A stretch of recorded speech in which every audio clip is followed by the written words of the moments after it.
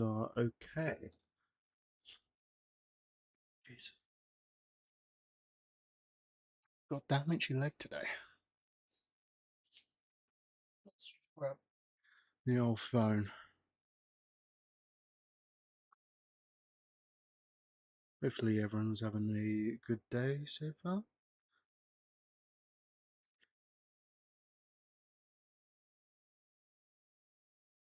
Okay, hopefully this is coming through okay. I just need to save Legends ZA real quick. I've actually finished the game now. I managed to finalise the Pokedex the other day. So, you know, making progress at least. Jesus, why is the TV looking so damn blurry? It says it's on 1080p. No, it doesn't. It says it's 4K as it's supposed to be.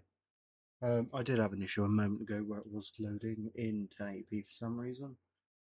Let's take a look. Yeah, TV resolution is back to 4K now, which is good. Dock output 60 hertz. Okay, that looks to be okay. Obviously, once again, I'm going to be doing the standard at the moment. Thankfully, I remembered to actually open Neo up this time. I keep having to fiddle with the microphone settings just because whenever I turn it on for the first time, it just does not seem to load until I turn it off and on again. Now, I did adjust the volume last time, so I'm going to just have to pay attention. Okay, I might actually increase the game volume just a smidge. So fingers crossed that that sounds okay now. Well, I suppose it will after I select it. So obviously, last time we defeated Lieutenant Surge, and we found Jesse and James stole the Cubo. I was actually going to stream yesterday, but we actually had a power cut at home. Yeah, I mean it was a bit of a nasty one. It's from about 10 to 1 to about 7:45, I think. So obviously it's right around the range of equipment I like to play games. So obviously not exactly ideal. And then once all the power came back up, the internet wouldn't connect for some reason. Whenever I'd see it appear on the list, I'd try to connect. For some reason it would make me re-enter the password, and every time it said the password was incorrect. That was all well and good, but I actually remember the password off by heart, so...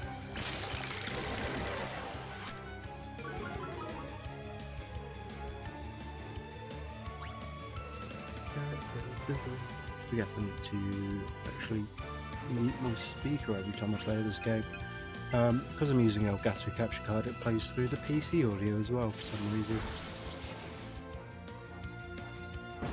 So despite being, well, not super effective, but not very effective, yeah, it's surprisingly doing a lack of damage, but I think it's just because of all the defensive moves they're pulling. Let's try and pull a thunder.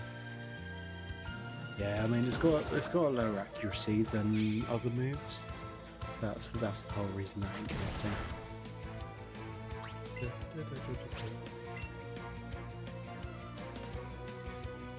Come on, just let me hit him once, eh?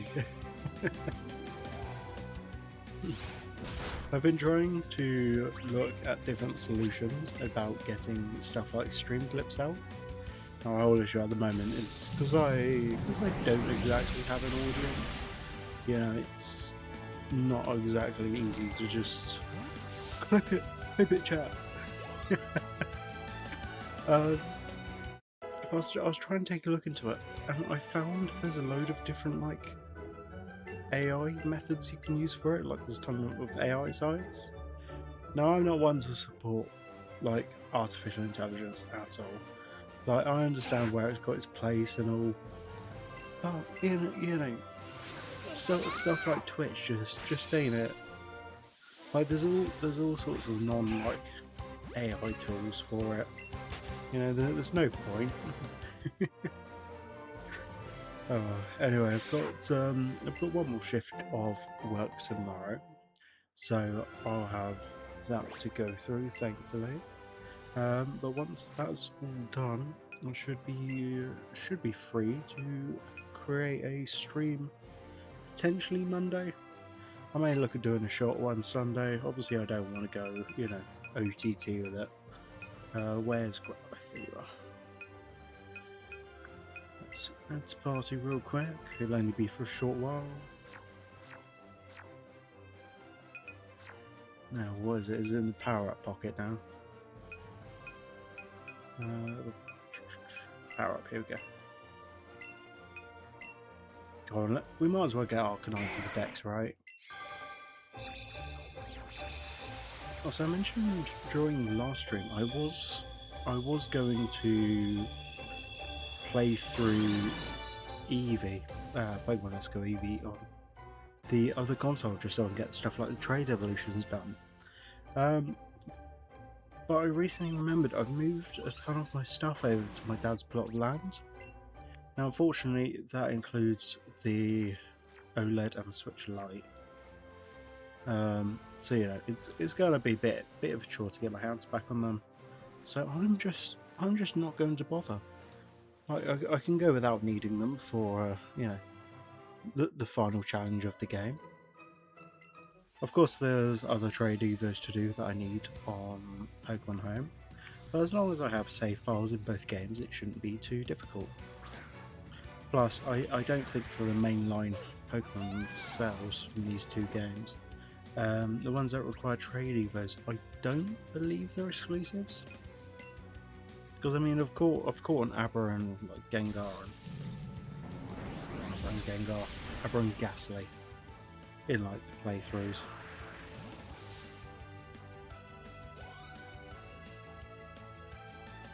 Oops, sending out my choke. I mean, I was taking a look to see what other games I can play still. So I've reinstalled Portal 2 on the Switch, as although I'm playing like, obviously I'm streaming on a PC, right? It's just handy to have because it means I can then use a controller and just run through it. But I absolutely love Portal 2. But I found out the other day the game has recently turned 15 years old. It was actually created back in 2011. Can't remember what year the first one was created, but yeah. Plus, I've already done the first game, so I think it's quite fitting that now at some point soon I'll play through the second one. Hopefully, I remember the majority of the solutions, but like it's not a difficult game. I mean, there's a couple of places here and there where I will just, act a bit full, just throw some random shit moves and die a couple of times, But for the most part with Portal, I tend to be pretty okay with it. And I hope the stream audio is okay for you guys at home. Been trying to watch the balancing between the mic and the capture, because although the capture is good, obviously I want people to be able to hear me. Damn, Pikachu is weak in this section. I need to get my levels up. Probably the challenges I skipped out on in the tower and on the way over. Actually remembered to bring some hydration with me on today's stream. In the past, I was going for like the 3-hour mark without any water. So I say water like I don't just have a Pepsi Max. There, you can't complain about Pepsi Max Cherry, right? Well, let's kick a nerd.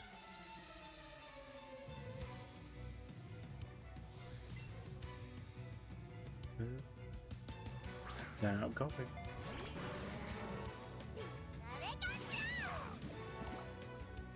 Yeah, I think it may have been the first stream I mentioned it, but in previous Pokemon games, I just don't use the Master Ball. I might actually use it this time just because the colour scheme kind of matches Mewtwo. So obviously won't use it for the other Pokemon, but I will save it specifically for YouTube.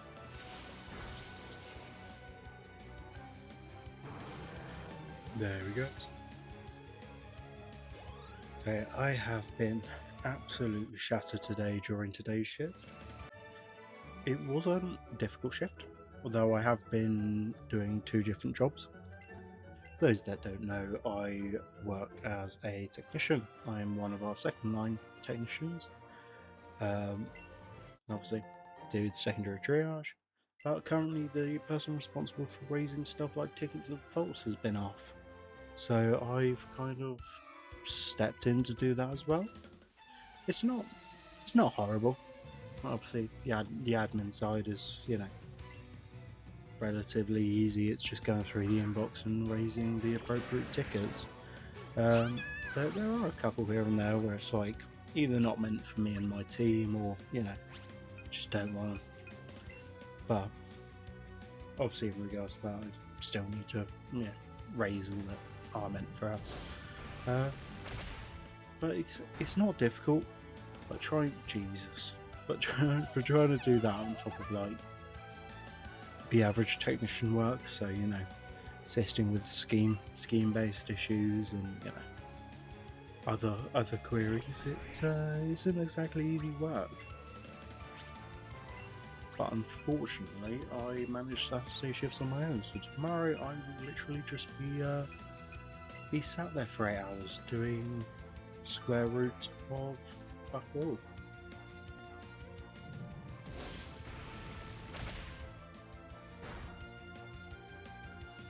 Huh? What is this brokey ass move? Hey, fingers crossed this bloke leaves me alone.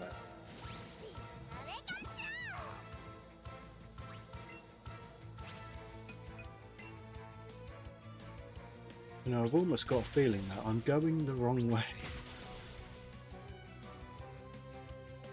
Because, damn, although it's only, what, 3 levels ahead of me, it is kicking my ass. Yeah, I didn't think Thunder would be an effective move. I guess I've just got to keep kicking it until it's gone. Come on, Pikachu, you goat.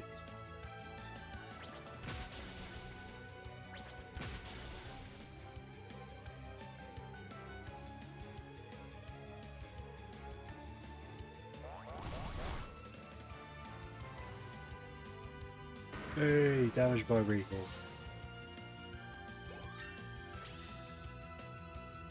Just not to make an Instagram story to say I am actually live. I keep having to check to make sure I've like not lost connection again, because I do not want to be dealing with that. Okay, I should be able to deal with this bloke. I might try going south from Lavender Town, because I know there's snarks later on. But there should be some water type battles to do. So hey, it shouldn't be too hard to get through them at least. And it will give us enough levels. Also, the leveling in this game is awful. Like, the bloke I just faced had a level 35 Rhyhorn. But this dude's just got a level 27 Jolteon. Like, it's a baby in comparison. I mean, it's gone over halfway, so kicking it should be fine.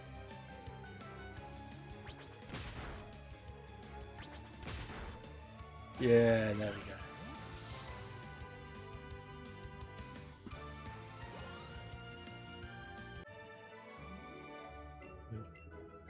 we go. Free money. They still give us Pokeballs, but obviously I don't want the standard falls. Oh great, I use a Firestone and then a Bleeding Arcanine just spawns. It's what we call Sod's Law. Actually, that reminds me, I haven't added Charmeleon, have I?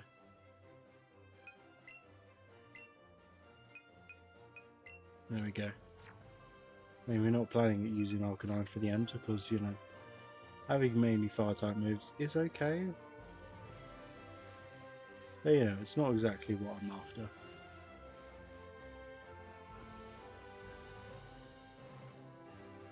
So far, I think this stream ratio is actually going okay.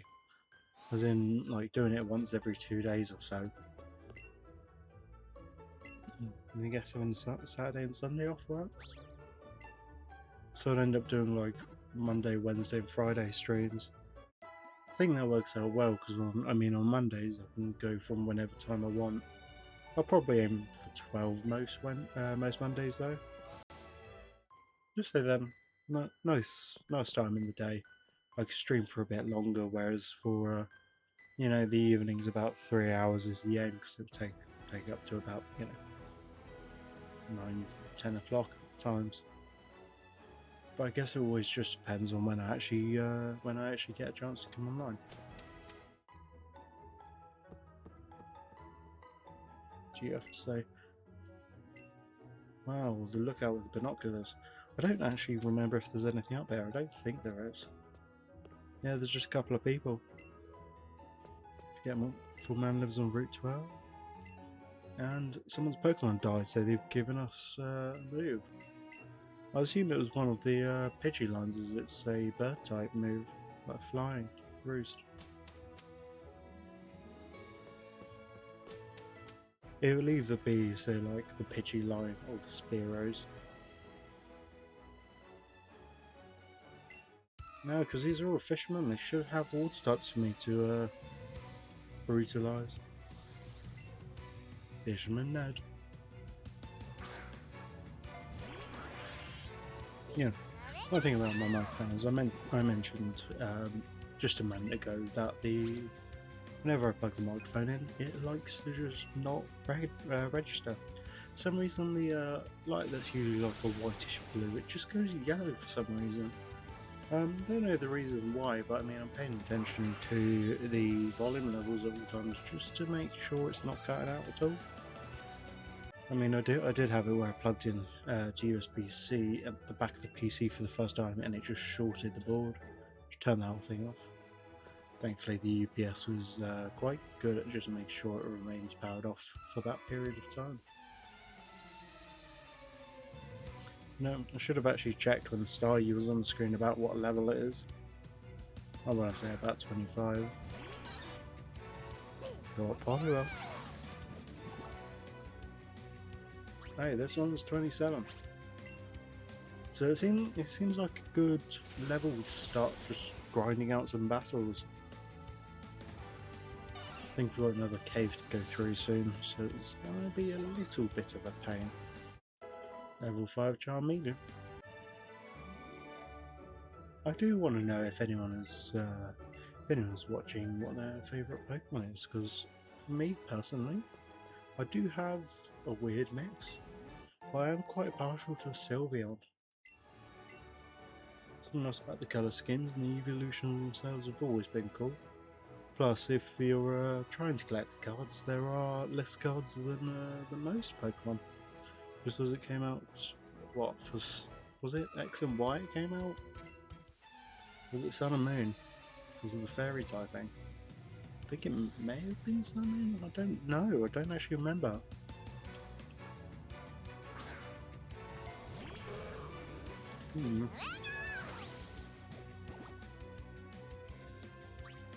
Let's take a look while we find this level 27 Magikarp. But yeah, so Sylveon was X and Y. So for some reason, I always thought about Fairy coming out for X and Y, but no, about Fairy coming out for Sun and Moon, but it came out in X and Y. Jesus, that was 2013. All the way in October 2013, so we're getting closer to the 13-year anniversary. It is weird how it's been 12 years, almost 13. So I may have to replay them at some point. I do own a sealed copy of Pokemon X. I ended up picking it up at a convention I went to with one of my mates. They just had it listed for 30 quid. Although X and Y are some of the cheaper games on the list, I mean, still, Auras is pretty cheap, but nowhere near as cheap as X and Y. Getting your hand on a sealed Pokemon game, I mean, you know, they go up in value. You know, just look at the prices of Diamond and Pearl boxed and, you know, the original red and blues. By comparison, you know, again sealed, they're much more expensive, but you know, give it enough time and enough nostalgia, you know, people will pay anything for those.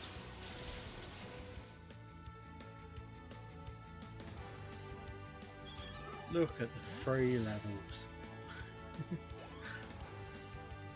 As no one evolves or levels up, that's just great news. I mean, any XP is good XP, right? Powder a bell, like I'm gonna use that. The thing is, they're not even worth that much to sell. I think they give you like 50 quid and that's it.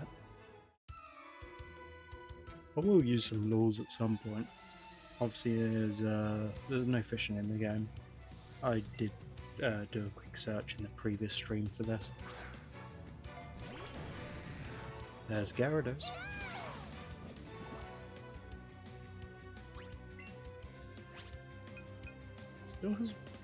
Still has a weird shiny. Because the thing is, well, I may not say I guess this the Gyarados is more dragon-like than Magikarp. Then again, it just turns fat as hell, like it turns into a missile. Some cool weird blobs on it though. I hope so.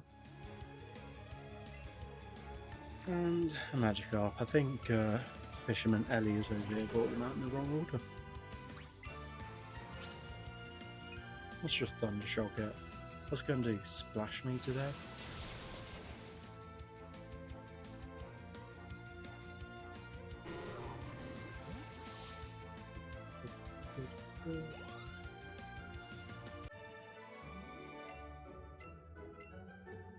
Damn. Just as the PlayStation 5 has no games, I have no levels. I'm on first fight me Ace Trainer. Or is it Coat? No, it is Ace Trainer. Damn, I second guess myself.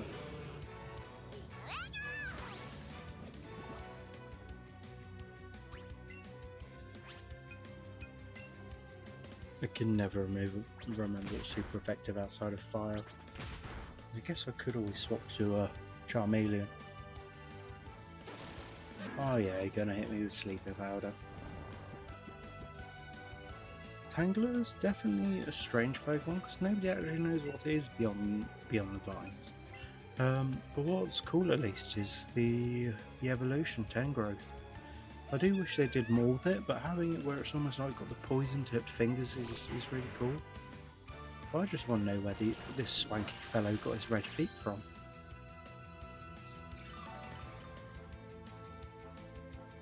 No, don't heal half of what I've dealt you. So Charmeleon still doesn't have any other fire moves except Embo. I mean, it will be good enough at least, considering it's burnt.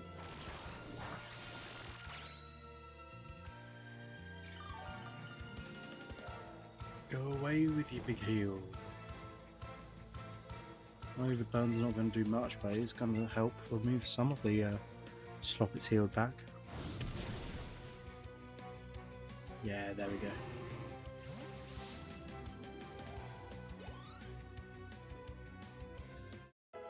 Level 30. Onyx. Now this may be an issue. I can try Ivysaur. I mean, it's no water type, but you know, it's still better than nothing.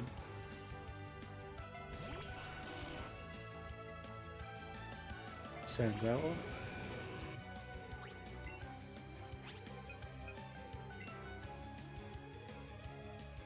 Because you make my earthquake. I mean, not horrible. Only 4 damage. Oh, that's what I like. So it was the right typing after all.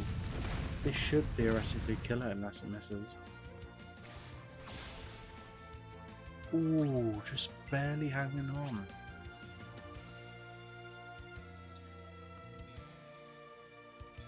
Think about the damage it's been pulling. Yeah, it should survive. if only by a little bit. Here's a crit. Yeah, we live, baby, we live.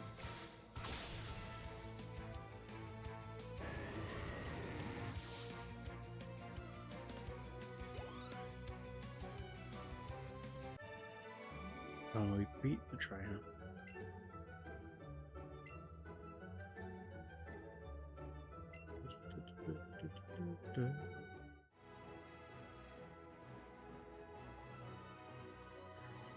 I would like to look at getting a proper VTuber model at some point, because it would be cool. But I don't know, I was checking stuff like the prices the other day for getting a commission, and Jesus, I mean, I know they look good and all, but some are really expensive. But you know, I mean, I'd much rather pay someone than, you know, try and get some AI bot to make it, right? Plus, I'd rather trust a human interaction with it. So although they can be expensive, it is paying someone for their time and efforts, and you know, I always love when people get a chance to do that. I mean, it's not every day that everyone can commission artwork, but also the artists, they work really hard for stuff like that. So you know, you've got to pay them for their time and efforts. Oh, I love when you can walk just barely into the Pokemon and it just disappears.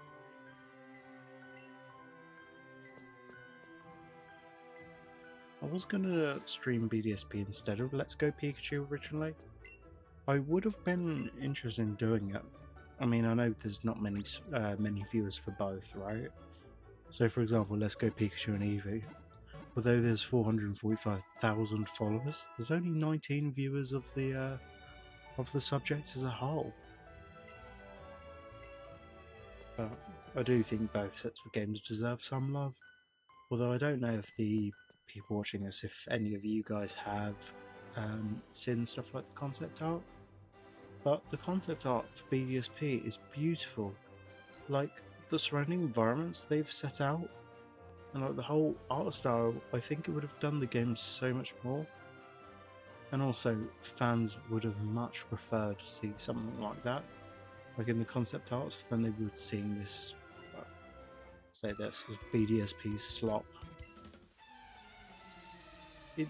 I mean, the games did grow on me eventually, but I did have issues about the whole event thing was run, because they should have made it where it's just permanent events. I could understand some events being, say, like single time distributions between a limited date range, but stuff like the Dark Grind Shaman events, they should have been full time. I disagree that it's the right idea to put that many limited time events in the game. I mean, it's good if it can like change something in the game, such as where it's like the Shaman event.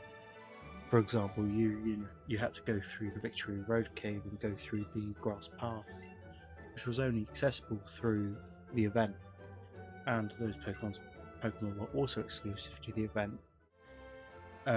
Stuff like that, they should have been, you know, permanent additions to the game. However, I think what would have been handy is if, say, like they kept the other events, you know, kept those as single times, keep them for a month, you know. That's fine. You know, you can get, say, like a Rotom as a part of that, you know, or the Wonder Mail ones they did before for that.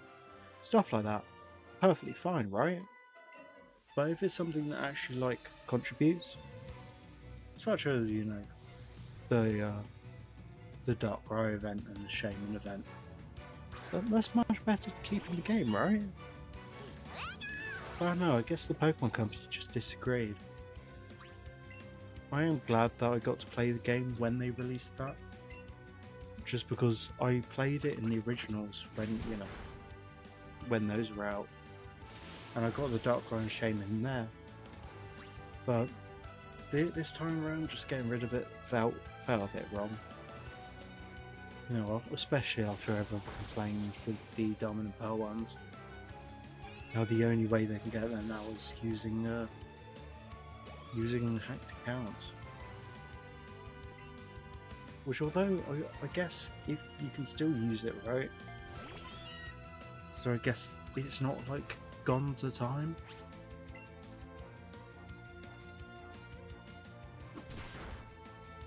Pikachu flinch. Let's cheers to that.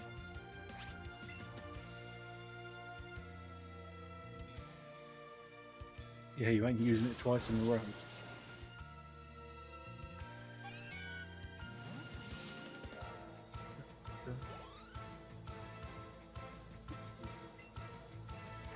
And see, there is something relatively chill about streaming after a long shift. Because although I am pretty much just talking to the void right now, I mean, we've got 2 viewers right now, so hello guys. But although it is talking to the void a bit, it's not horrible, because pretty much I'd just be playing games in silent anyway. I mean, usually at least I would be listening to music, whereas, you know, I don't while I'm on stream because I want to keep as much bandwidth as I can for the stream itself. I can't really complain though. And it's relatively chill because, you know, I get to sit at home, though I'm sat at my desk rather than, you know, being in bed or whatever. You know, nothing wrong with that. But it's good to be back. I mean, I have been thinking about returning to streaming for a while before this point, but it was just all inopportune times, really. But I was thinking about it after, say, like the first 3 months of coming back, and then I just kept pushing it off day by day. I suppose, realistically, that is what depression's like, isn't it? But, you know, a couple of years down the line, you know, I thought, oh, I might as well come back. I've got nothing to lose. You know, the only thing is I'd have the company of just some people I don't know watching the stream. But I don't hate the thought of that. I do remember the first time around, I did have quite an issue with catching Snorlax. Like, for some reason, it just never stayed in the ball. And, you know, for a big fat sleepy Pokemon like that, having it jump about the place and, you know, not want to stay in the ball is surprising. You know, there's some hidden items around here because you see Pikachu's tail going. But never usually worth my time. It's only worth like a couple of quid here and there.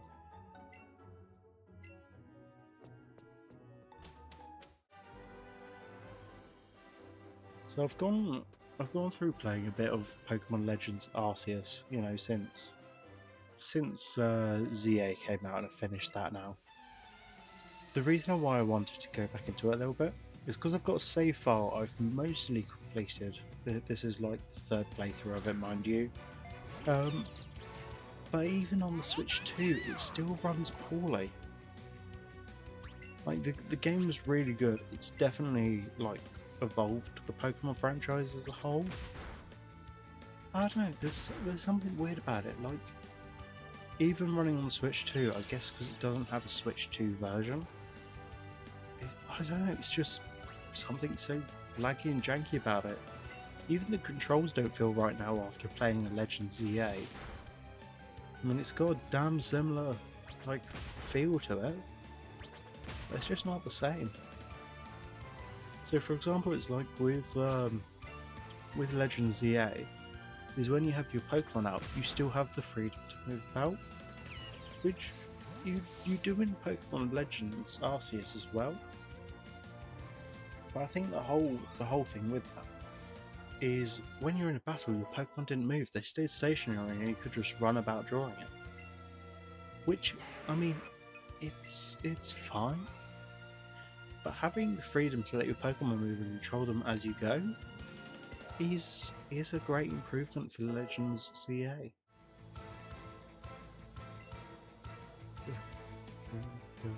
The thing I find with Pokemon Legends Arceus, although this is technically my 3rd save file, I've only finished the game once. And the only real reason for that is just because although it was a new game, it still felt really repetitive to play.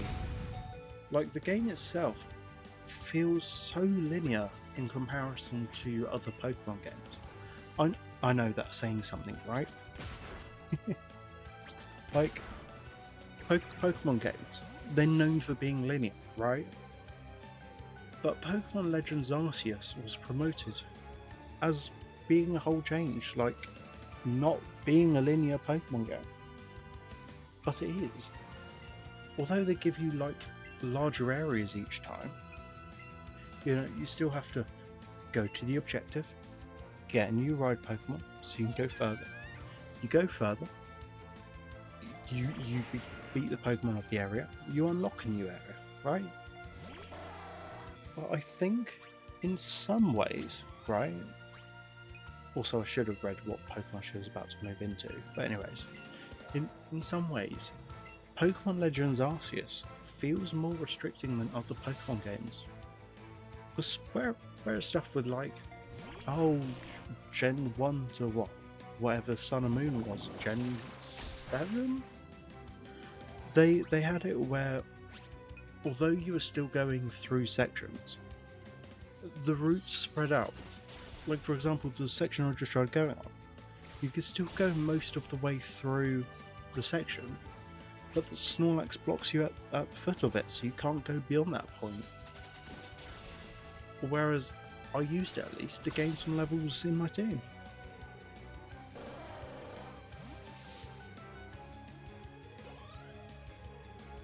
I don't know. I did enjoy like the diving mechanics and yeah, being able to throw Pokeballs at whim and you know, having stuff like the fly ball was really cool.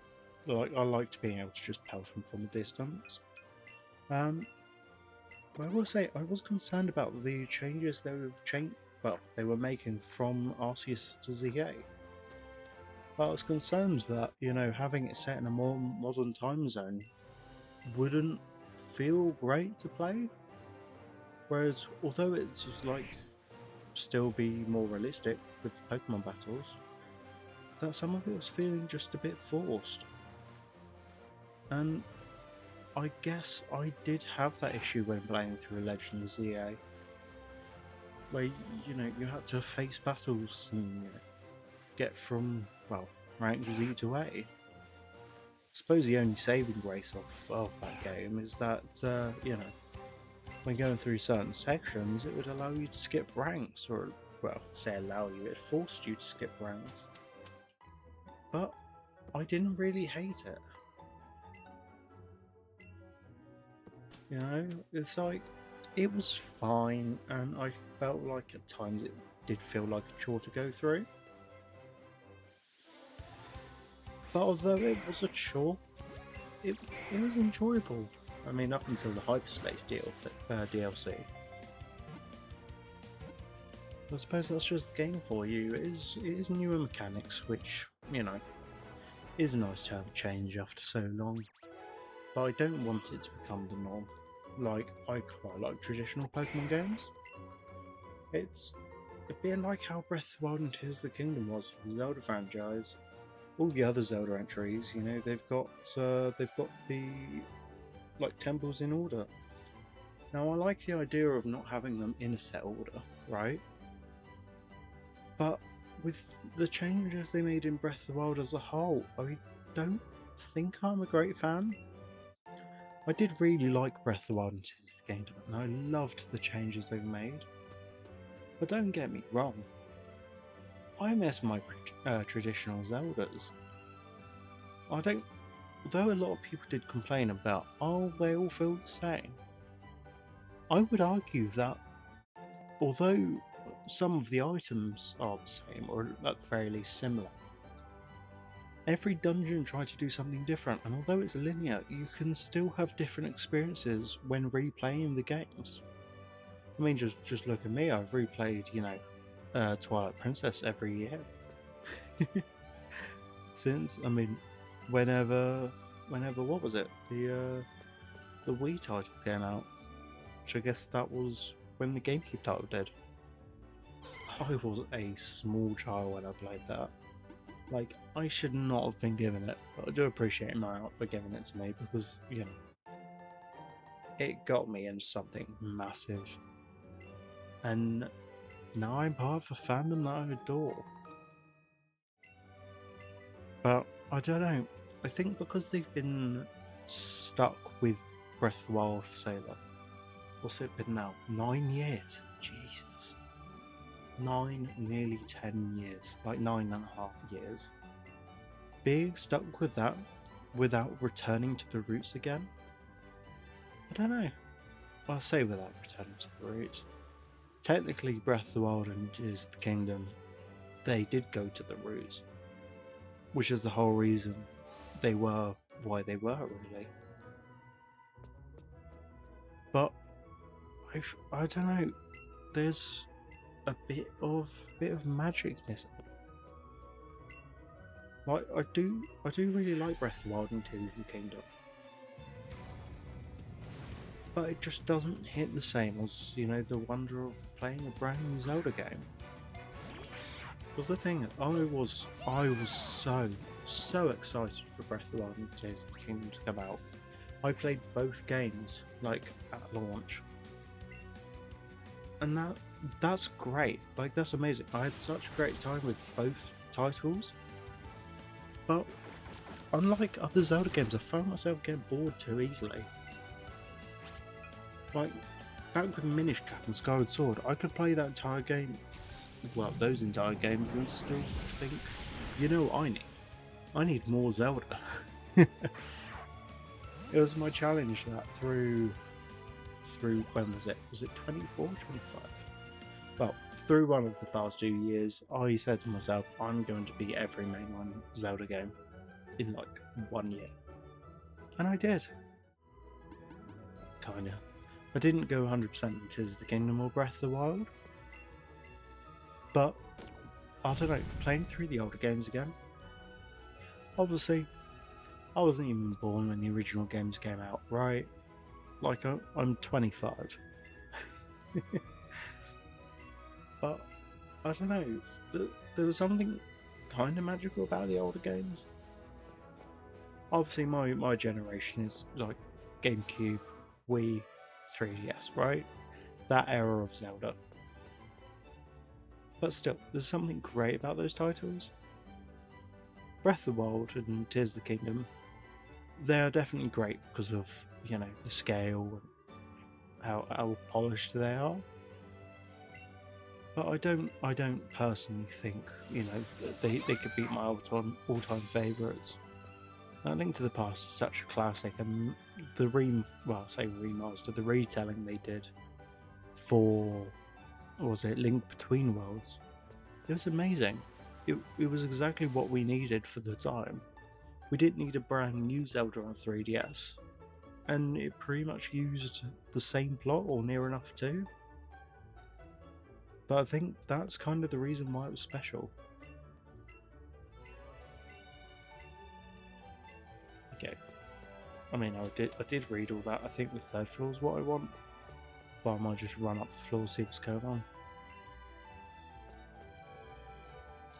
I will run through a new save file of Twilight Princess on stream. I did lose my original save file of Twilight Princess, the one where I streamed previously. But I don't think it's a bad thing to lose the save file. I mean, I need to play it in the next, what?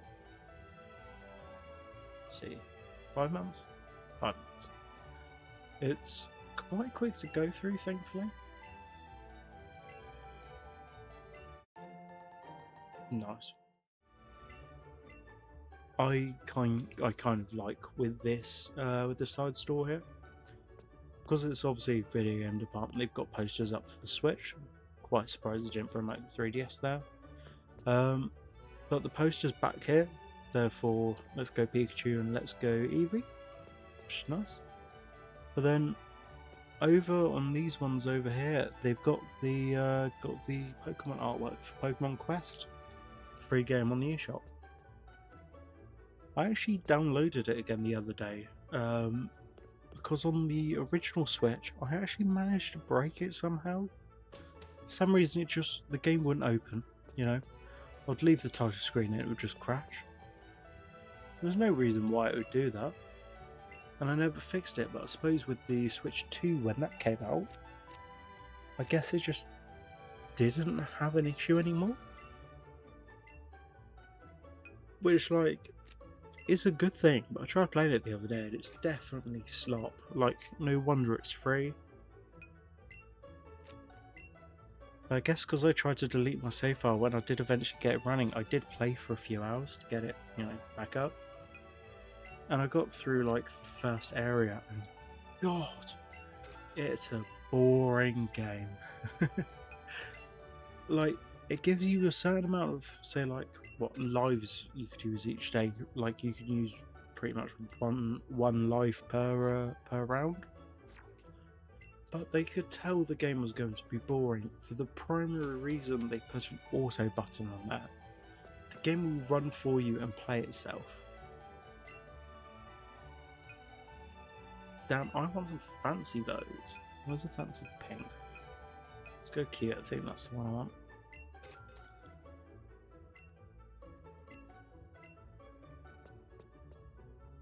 I do really like giving my Pokemon glasses. I want the black framed one, thank you. I am just going to spend all my money here. Dealer hat. What I do want to do at some point is I don't want to buy the crown. I say every time I play this game, the past couple I did, I did buy them. So I did buy the crowns. I don't have enough for the straw hat. Would have been cool. I'm a One Piece fan. It would have been handy to have.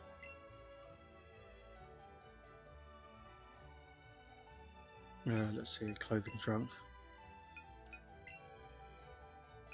Let's make this motherfucker blind. And accessories. Fancy bow. I want it on the. I kind of want the chest. Tail's kind of cute. I think the ear's even better. Yeah, ear's where it's at. Kind of reminds me of Nami a bit.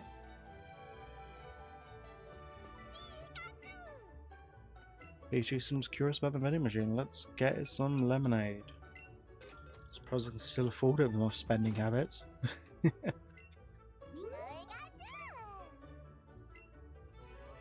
Seems enamored.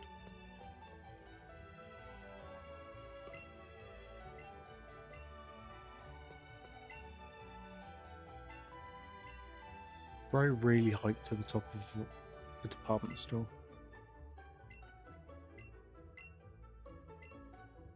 Let's give you a fresh water. Light screen? Like I'm gonna use it.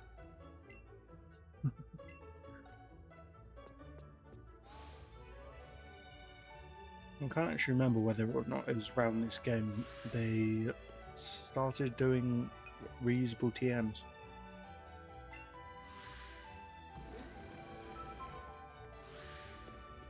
Because I mean, it did take them a while to realise breaking TMs is just not a good mechanic. I understand it limits it, so you can't give like every Pokemon Hyper Beam. But at the same point in time, it's just stupid, you know. Don't mind it too much. Oh, there's a gym down there. Oh look, another Snorlax. That's handy. I'll figure out how to get to that gym. I mean, we've got access through the underpasses now, so we can travel back to other shops. Let's take a look in our bag. There should be, a town map in here. Just to see where we are. I mean, we've definitely come a far way. Can't see it, but up here is the Indigo Plateau and Victory Road. I guess I need to go to Saffron.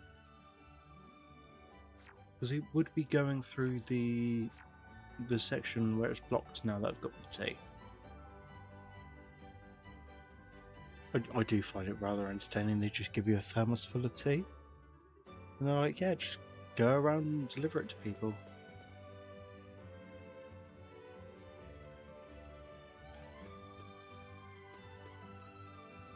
I love how charming this game's visuals are. Because at the end of the day, it's just Gen 1 again, right? It's Gen 1 but 3D. They've done Gen 1 but original, Gen 1 but 2D, and they've done this one.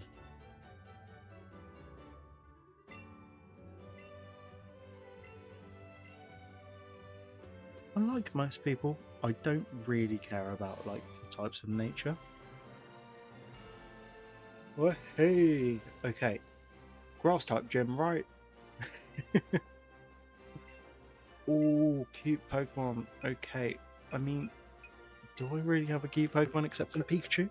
Oh, nearly dropped my phone. Yeah, Pikachu's cute enough, especially with the bow. Actually, I guess that's the whole reason, right? Got a Pika file over here. Get her away! I know, it's what?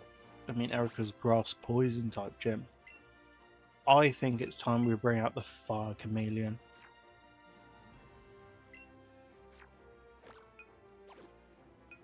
It's level 26, so it should get levels quite easily.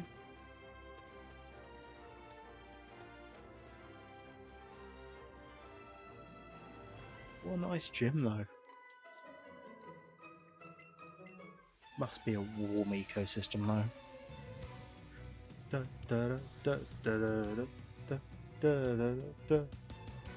Sends out orders. Let's burn it to the ground. I like how the only fire move I've got is Ember. It's not tried learning anything else. I will. I say that, it's learned Dragon Rage today. I will teach it a TM for a fire type move later on. I don't actually think I've got any fire TMs right now.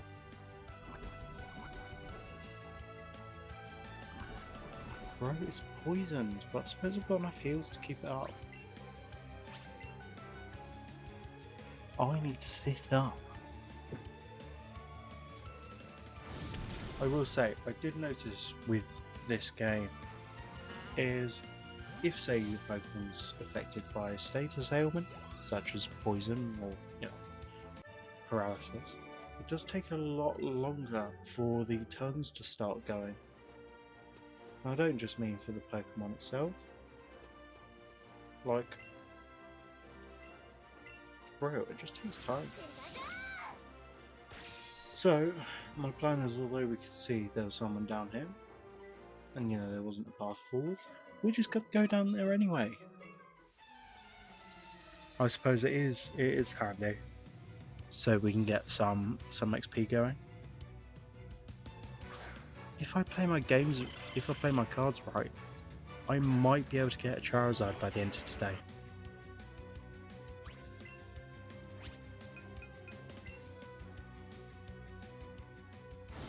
It didn't, although we played for 3 hours the other day, it didn't actually feel like we made that much progress. I mean, we definitely did. Like, we got through the caves, and we did get Lieutenant Surge Jump, which meant we did go through the whole SSR. But I don't know, it didn't feel like we made that much progress. I guess because we only did 1 gym rather than 2. But hey, look at where we are now. 53 minutes into the next stream, and here we are. I walk past. No, I just want to see what's behind them. Another trainer.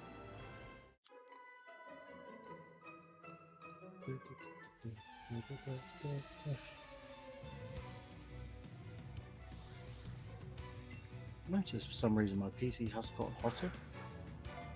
Like, I suppose it's just because of the temperature outside.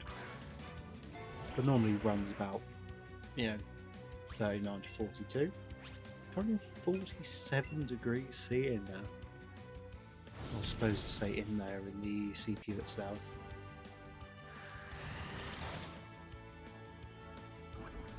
It's when after all this time I've not removed the plastic cover from the heatsink.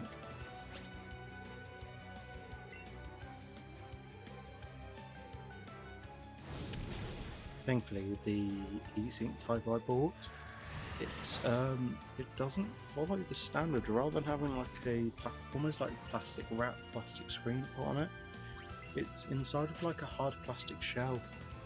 So you actually have to remove it in order to mount it. I was terrified doing that for the first time. So I don't know how Linus Tech Team Group and all the tech people actually do it, because those PCs are damn heavy to lift. Level 31 and Fury Attack. We might as well remove what? Form Attack? Let's remove that. Still can't believe that Rifle managed to deal that much damage to us.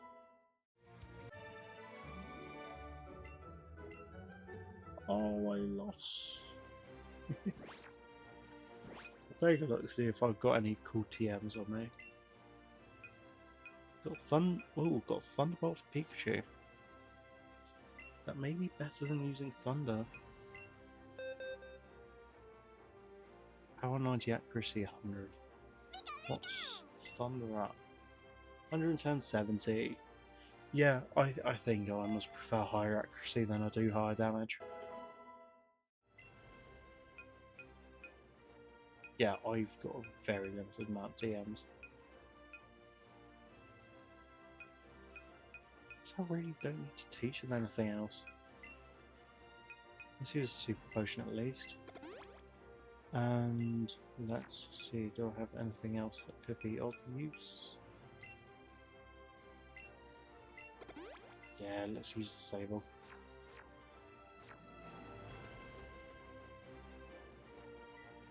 Go on, let's fight a random. I like grass type Pokemon. Well, I've got a fire type. And if you drag it out any longer, it's going to evolve. I do wish it could learn like more moves. I guess that's the issue being base games.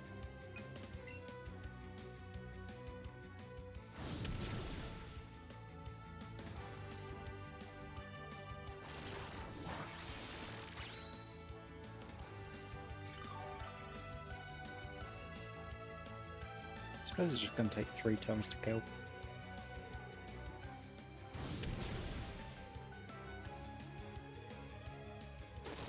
Oh, of course, use poison powder now.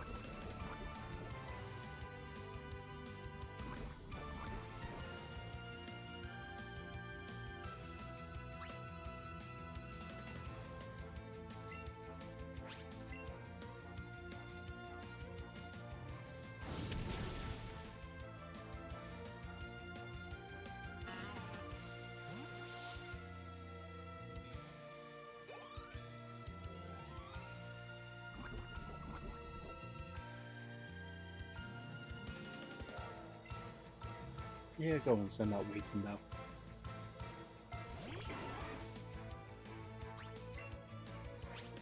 Yeah, I guess the issue where I'm at the moment with my Pokemon is they're not actually that high level in comparison. I guess I could do the trainers in the next area and then come back.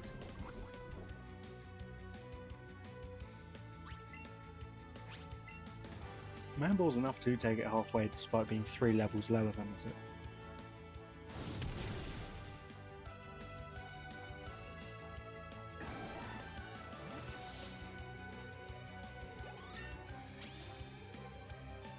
27.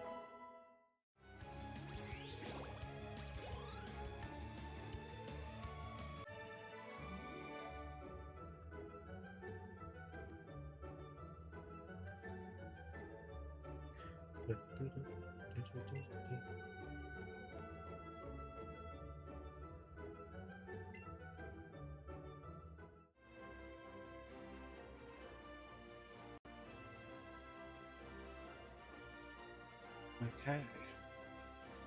I will use another potion on Funny Charmeleon, just for the primary reason.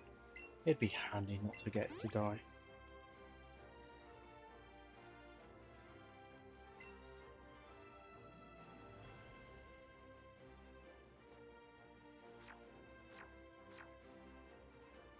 2 seconds, I just need to read this real quick.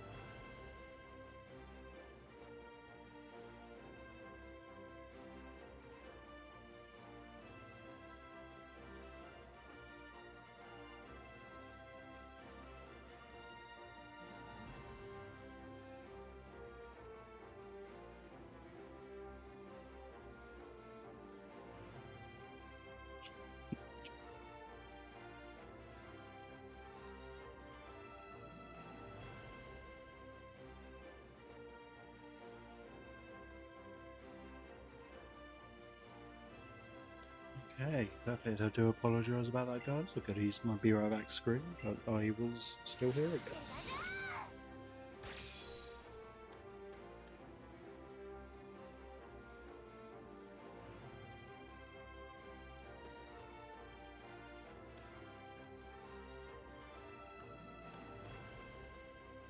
It's back here. I think this path here is, yeah, it's just returning down the front, which I do not want to do. I mean, there's no real point for it. I could always return to a Pokemon Center, but I don't believe I need to right now.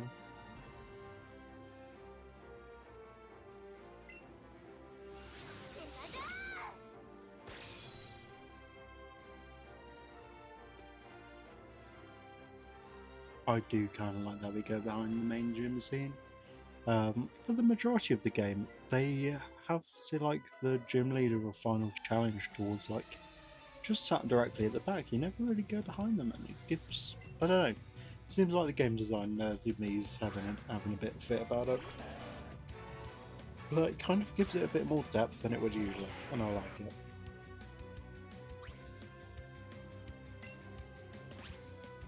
You know, the classic, let's hit him with an ember.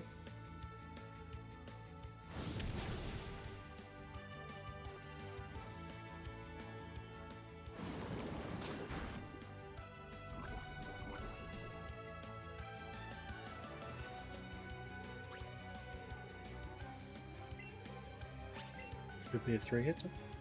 I will go to the Pokemon Center afterwards, just for the prime reason I can get the PP back for Ember. But I'm really hoping at that time I learn another fire move, you know?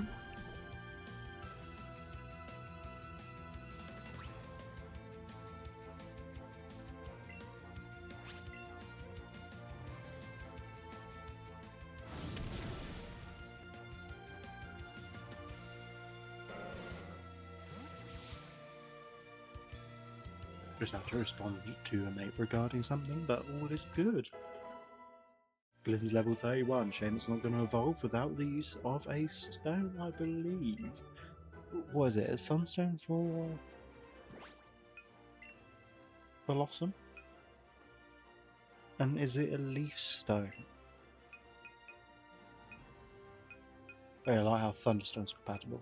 It is. It's a leaf stone that's compatible with Gloom. I can evolve it. I suppose it's not needed too much, considering the water gym is over and done. But it'd be nice to get another evolution on the team. I will entertain this Vileplume from the start, and I do like the colours of it. The whole thing is, I don't know the name of the plant exactly, but I don't know, it's slightly weird how they bring the same type of plant into the game twice. They have one on the back of Venusaur.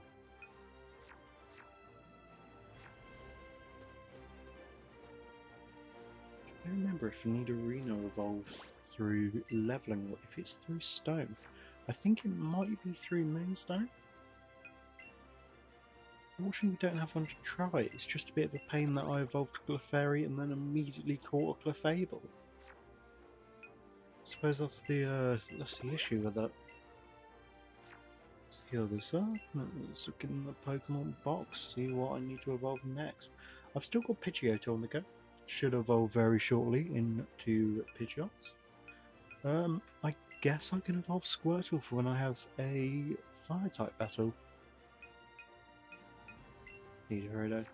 Nidorino I will pull out of the box later on in the game, I think. If, say, like I get my hands on a Moonstone. Or just if I want to level it up. Plus, it's always easier to level the higher Pokemon later in the game than is the early stages. So for this stage, I'm just going to get the early levels up to a reasonable evolution, and we should be good to go.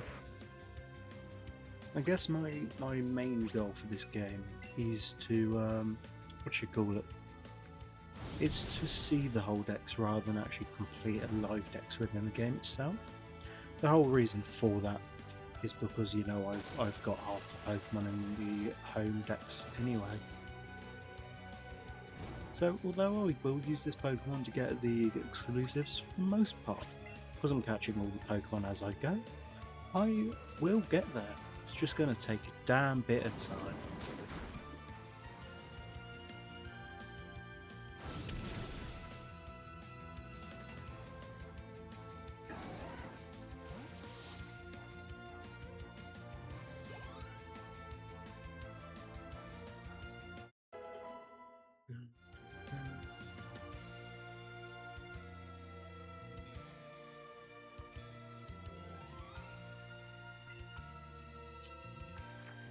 Well, there goes my phone. Oh, see, I've bought myself a relatively expensive phone. I say relatively, it's the iPhone 17. But I'm just not careful with it. I've not broken it yet. Let's say, as I pick up to find there's a massive crack in the screen.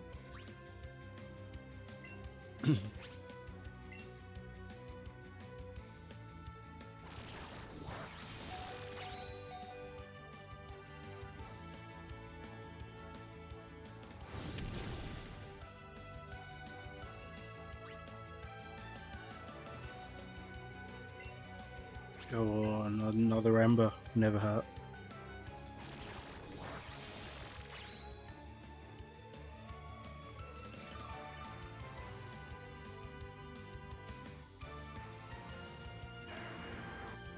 Oh no, Charmeleon fainted. Guess that's the issue with only having one super effective move. So I'm going to pull out Vileplume, just for the sake of it. And I'm actually going to give Charmeleon a revive. And the whole reason I'm going to give it a revive is just to get it some XP from this fight, because the more levels, the easier it will be, right? The thing is, I don't believe I've missed any move to give to Charmeleon.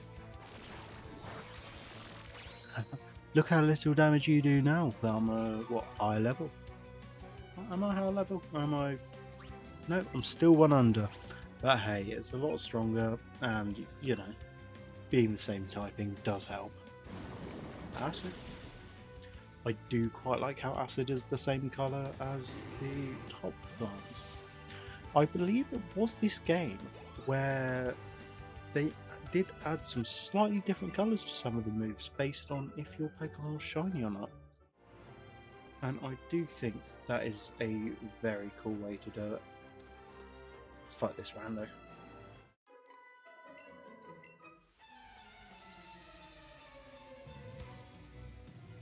Pack it up, pack it in, let me begin. Good, just a nice classic Bellsprout. You can't go wrong with Bellsprout, but I do forget it is a Gen 1 Pokemon. And I think the whole reason is because in Generation 2, Gold and Silver, and Crystal, they have an entire tower dedicated to Bellsprout, which I think is a little bit strange. You know, for a Gen 1 Pokemon to be worshipped as such within Gen 2, you think they would do one for Gen 2. Like, imagine if they did a Fluffy Tower That would have looked so cool.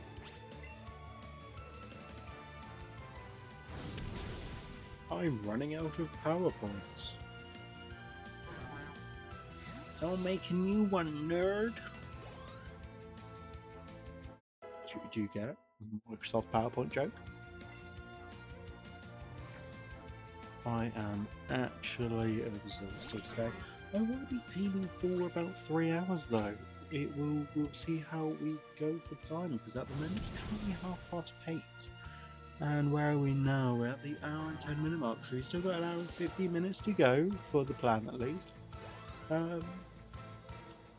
Which should take us up quite well to, what, 10 o'clock? Which means I will then have a total of 6 hours to lie awake in bed and think about the intrusive thoughts from the day. I suppose that's the whole issue. I've not been taking my medication for the past couple of days just because I've been forgetting. So ain't that just swell for the old mentee H? Or H, I guess. So many antidepressants, so all is well. But hey, we've got a waterfall now. It means we're looking closer at completing the decks. Although I don't know where we're at currently, I will take a quick gander. Ooh, 40 obtained 83 sin. So we're nearly a third way through the decks. This path is just going to take me back to the point to hop off, but it's always handy to check just in case.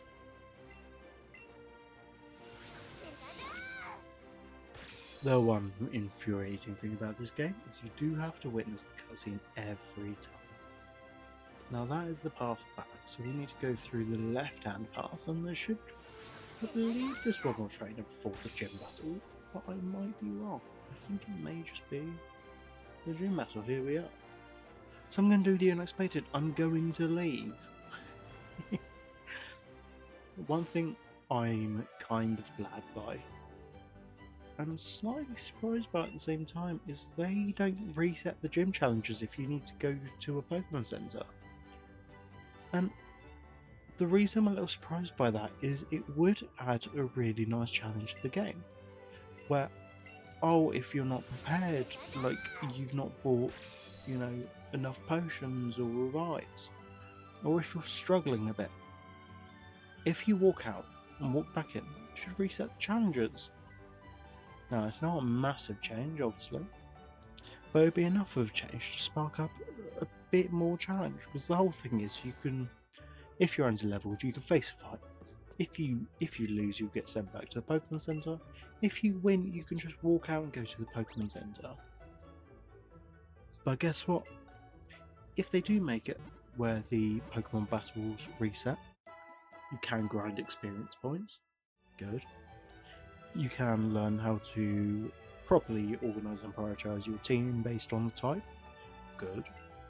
And you do get a chance as well to have more of a challenge, because the whole thing with Pokemon is, outside of, I think Black and White was the only set of games that did it, you can't change the difficulty of the game.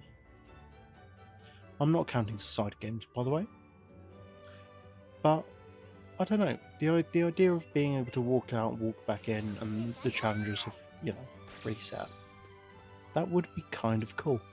And then at that point, rather than having it where the gym challenges reset after the Elite Four, so they get their new and improved teams, it would be kind of cool if you could immediately walk in and they'll be like, fine, you want a rematch? Let's pull out a better, more advanced team.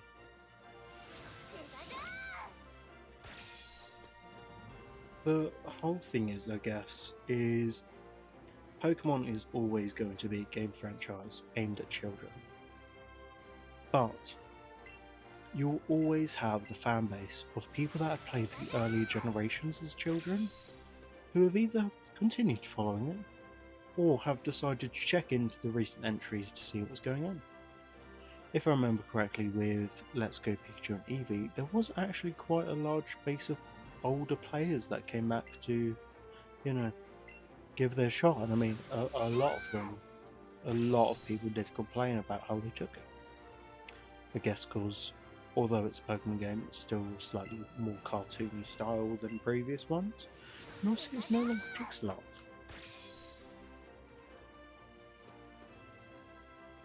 But I don't know. I think what would be cool is I've said it to my mates in the past, and I'll say it to other people as well. I don't know if people here know, but there is a game that was known as Triangle Strategy, and became Octopath Traveler 1 and 2. For those that haven't seen anything to do with the gameplay or any of the trailers that they released in previous directs, they did do them through Nintendo Direct, so you may have seen it. But pretty much it's a 3D style environment, a little bit similar to how Pokemon is currently. I say currently in these games. But stuff like the character sprites use 2D sprite art. And I think that's really cool. Because the whole thing is it kind of works a bit like Paper Mario's art style, I guess. Where you and the surrounding characters, they're all 2D, right? So obviously, you don't exactly want it where you turn left or right and you can't see the character, because they're pretty much a sheet of paper, right? So they have sprites for turning left, turning right, facing backwards and forwards for when you're walking, and even diagonal ones. Now the reason that's all quite handy is, first off, it creates a really cool looking effect, and also the lighting of Octopath is beautiful. So I really wish the Pokemon Company, not exactly making a contract, so every game has to follow the set art style, but if they made a game like that, I feel like a lot of fans would fall in love with the game all over again. But the thing is, they don't even have to follow a standard Pokemon story. I mean, they could do it for a black and white remake. I would pay a lot of money to play that. But I don't know. I've always thought that way is the perfect way of how a Pokemon spin-off game should be. Stuff like Legends EX played amazing, didn't run all that great. Hell, at times it didn't even look that great. It had more lag spikes than actually like spending time looking good. And I mean, I know, like the game isn't meant to look 100% great, but for a side game they spent that amount of time making, while the mainline teams are making new Pokemon games. I don't know, something about it's a little funky. It just doesn't look right, I guess. I don't know if that's the right term. But I don't know, there's something a bit strange about Legends. But if they made like an Octopath looking game, as I say, I think players of the game would fall in love with it again.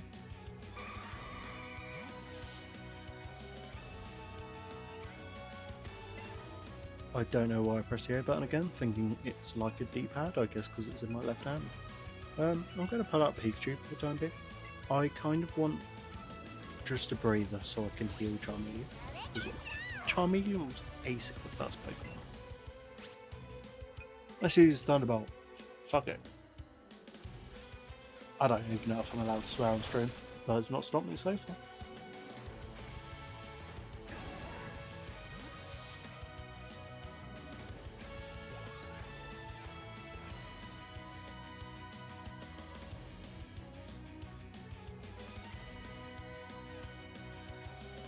I like how the dictionary does not find the term bollocked anywhere. So you try and spell it on iOS and you can't use the quick text, but the problem is that it doesn't recognise it. Let's use Thunderbolt. If Pikachu dies, we all die. Imagine after all this, it just heals everything I've done. Great, I don't have to imagine, I'm pretty much there. Welcome to hell, baby. Oh, that is awful for a crit hit. Okay, I think this is the time I heal Charmeleon, right? Surely fire's got to do something. Let's burn this motherfucker to the ground. No, it's a bit overkill. But 77 or 87, I'd rather have 87 just as a backup.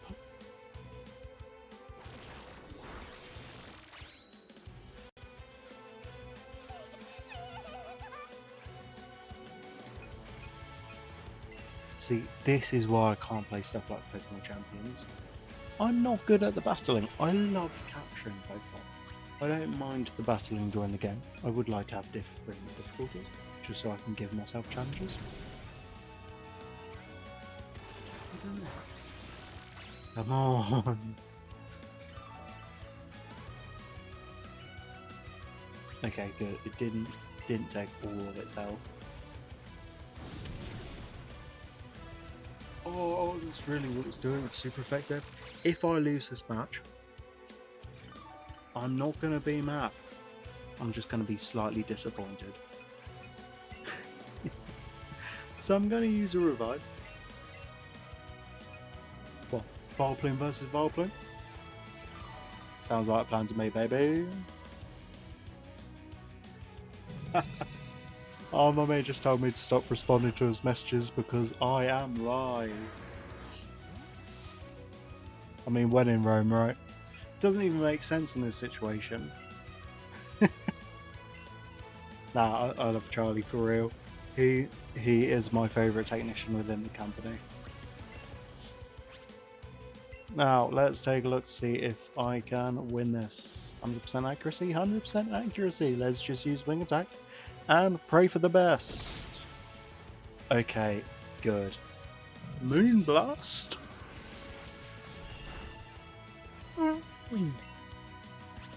Clutching at straws. 54. Moonblast, take me out, that's fine. There's a pretty little thing called, revives, and I am not a higher level, but I move faster. Let's just put out Ivysaur.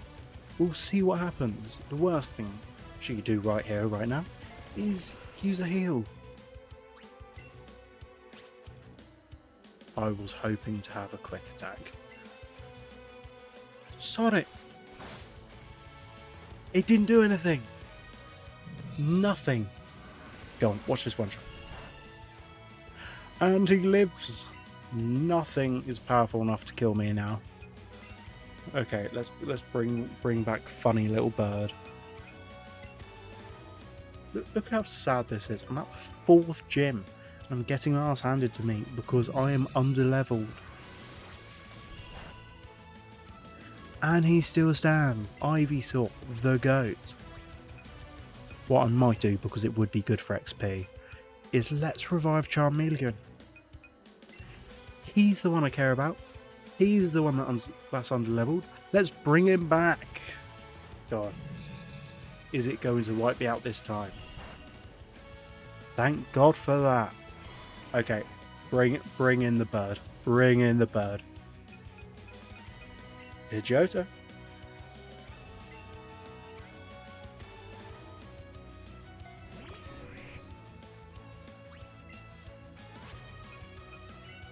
Come on. Yeah, don't heal. I like how I'm getting overhyped for someone who's just defeated like someone with 3 Pokemon. That's it. That's all they had. That's what we call free XP. I like how Water was the only one that got a level and it didn't even come out. Rainbow badge. Shame it's no longer Pride Month. Worn it with pride, baby. Mega Drain. That's what we're hoping for. You know exactly who's going to learn Mega Drain. That's going on our GOAT, Shiny Vileplume. Jesus, look how sad this team is right now. Oh, already knows this move. Amazing. Guess I just don't know how to use it.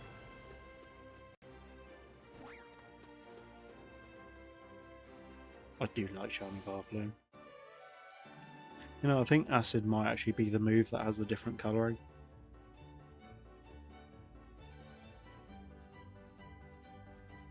But I love the attention to detail they do put in this game. For some reason I think Grunt's moved, but it's not going to be the case.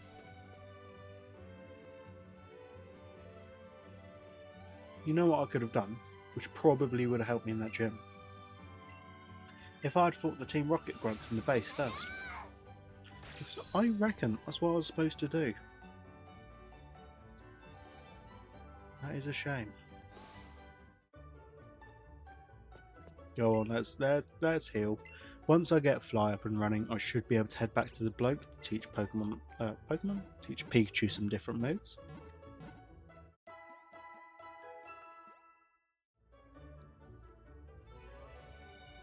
I still need to try pairing the Xbox One controller to the PC. I genuinely keep forgetting to do that in my free time.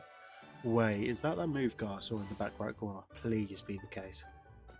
It is! Oh, imagine if he can teach me a fire move now. Oh? Well, at least it's not a fire move, right? If they're trying to teach Pikachu a flying move, I reckon that would have irritated me more for the prime reason I could have used it against that gym leader. But oh well.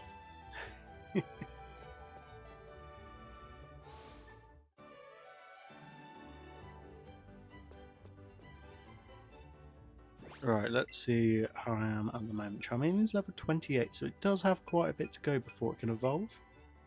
We'll check the summary though, just in case. More details, here we go. Okay, so it's not too far from leveling up. Once it levels up, I'll probably use the rare candy on it.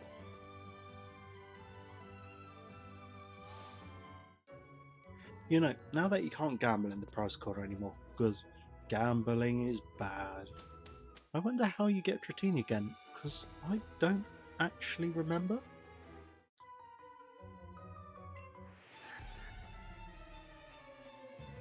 Because I mean, before you used to have to gamble absolute shitloads. You had to gamble your whole life savings away in order to get the chance of a Dratini. I suppose once you get one, you can evolve and breed it. Honestly, what a time to have Pikachu out. Don't know if this is going to be effective. I'm just going to use Dragon Rage. Good enough if you ask me, but if you're going to confuse my Charmeleon, I'm just going to bring out Pikachu. So cool, super effective. And a whole 7 levels higher. That is why, say it with me, he is the GOAT.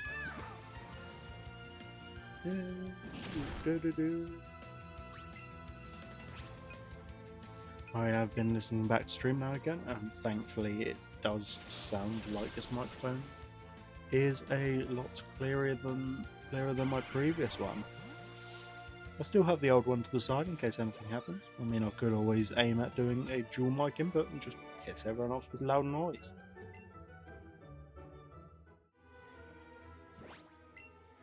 Let's move Charmeleon back over. Although I do think let's move the Pokemon down here for the prime reason we can have the starters. I mean, Team Rocket have always been relatively easy to take down. I guess the whole thing is that I could have done this before the gym, and it would have saved so much time. Oi. Oh, undercover mission. Yeah, I'm here to beat Team Rocket. That's what I want.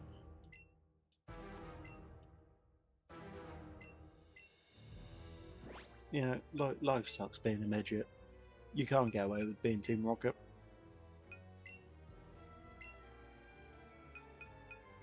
Before, I did get rather confused within the game. So, within the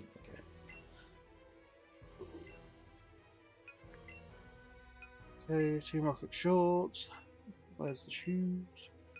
Yeah, anyway, what I was saying was I ended up naming the trainer Neo, forgetting about it, and then also naming Pikachu Neo. So you'd always have it when Neo sent out Neo. and it just caused further confusion. There we go. We're now Team Rocket branded. It can cause slightly different dialogue later down the line, and I think that's kind of cool.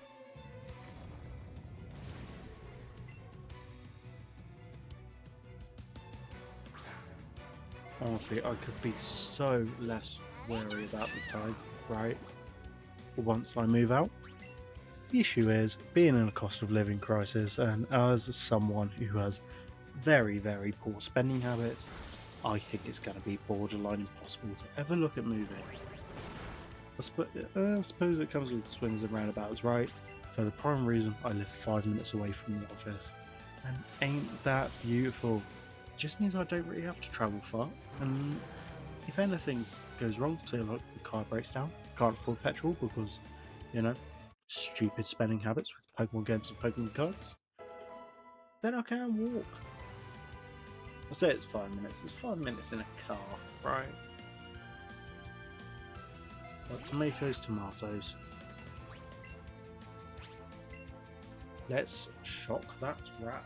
I'm just gonna sucker punch me.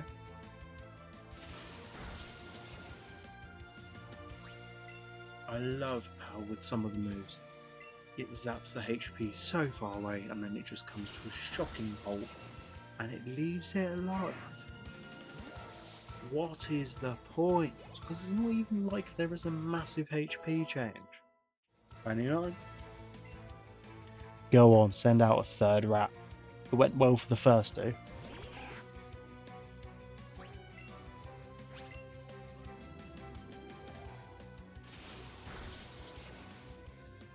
Same thing happened with that, but it's actually paralysed. I guess I've broken its spine.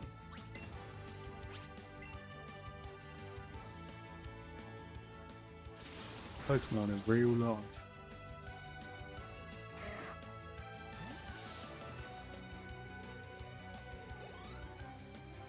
I think it's always funny, right? I take a look at Instagram stories here and there. I like to see what my mates are doing. And follow this one mate of mine, my fursuit maker, Zora, lovely person, post a load of car images. I'm like, I don't understand cars myself, but hey, it's important to you, right? And just some of the pics they posted with it, kind of interesting. But they just posted a picture, just sat in their car with a Coke Zero. I'm like, I respect it. I mean, there's nowhere else I'd want to be on a Friday evening, right? It's such a shame my little smart car doesn't turn on. So for those that don't know, I cannot drive, save the life of me, don't have a license, but I do own a car. I own a little 2010 4.2 smart car, and it does not run, it does not have an MOT. I don't even know if it starts. The battery is probably flat, but pretty much the floors of my car, it's really weird. They're made out of polystyrene. Now that's usually fine because polystyrene has been used in cars a lot. But what's even funnier is it's used to hidden the battery under the passenger seat but well. And you know, having a thin sheet of metal and then polystyrene and a bit of felt between you and pretty much a cold stone floor is really fun. If anything happens, you know, obviously it's going to cause a big fire. But I need to get the battery sorted at some point. But I just don't think I'm ready to spend that much money on it, because it's not going to be cheap to repair. Well, this sounds like a bit of a flex, but having pretty much a broken down little two-seater, I was going to say analog. It's not an analog car. It's an automatic. That's the word I'm thinking of. Automatic car.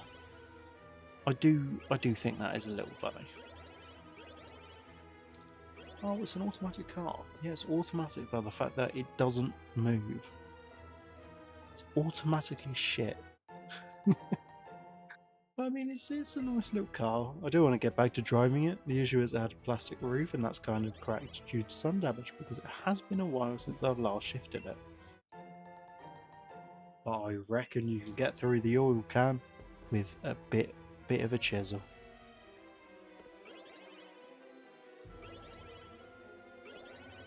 You know, it might sound stupid. I kind of miss the old Pokemon games that had floor tiles. You know, it's a really stupid puzzle. It's a piss easy puzzle. Like for example here, you can either go right and down, or you go right and up. But either way, it just leads you the same direction.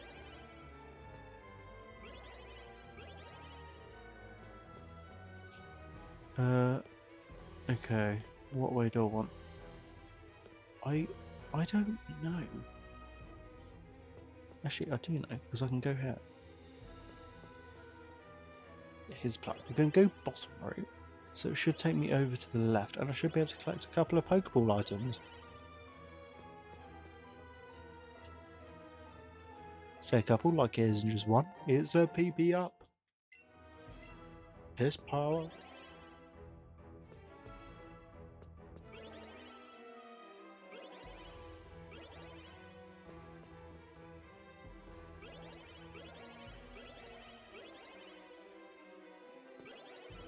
Okay, looks like we got a plan.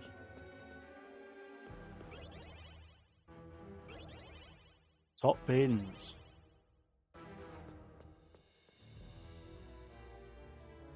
I don't have an elevator key yet, so there's not much I can do there. It's not too bad to face all these grunts. I mean, it's a pain in the ass to have to go through everyone. But, you know, when you want free XP, right?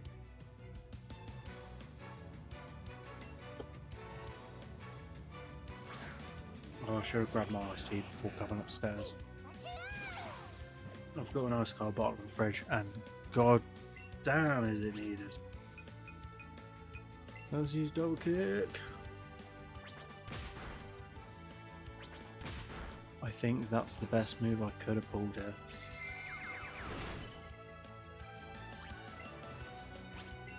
See, I like how these trainers have lower level Pokemon than the gym challenger herself. I was 100% meant to come here first. Like 100%. Suppose you're not even meant to see the gym until after you explore the town a bit.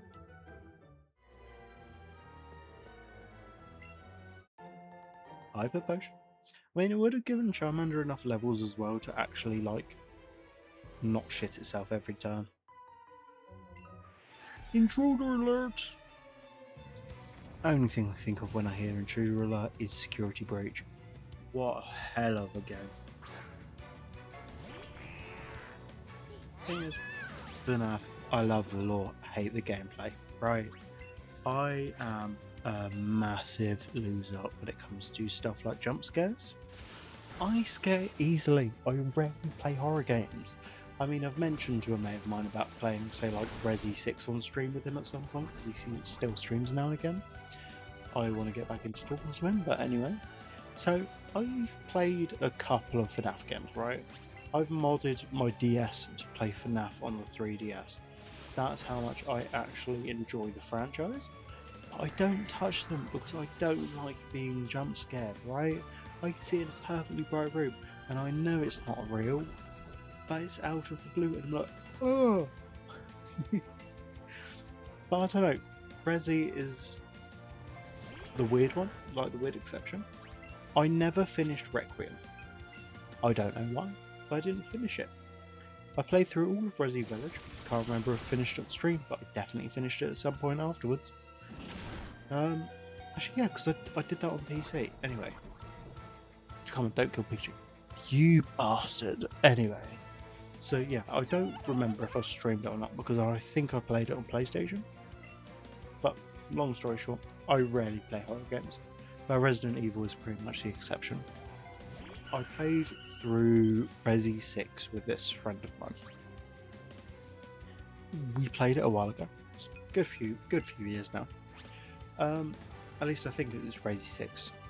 whatever the one where you beat Wesker after you literally punch a boulder in half, whatever that one is, no, it's not Resi 4. Anyway, might be Resi 6. I think it's Resi 6. Now my mate, he doesn't care, right? He goes in, shoot whatever, right? I run in with a pistol with no ammo, and I think a stun bat, whatever the melee item is. We win. We win the fight. We punch a boulder. We stand tall. Think like in the active volcano, but anyway. But obviously it's been a while since I played the game, so I don't actually remember all that well. But all I remember is I didn't shoot shots with other guns. I used a pistol and a stun stick. And god damn was it beautiful.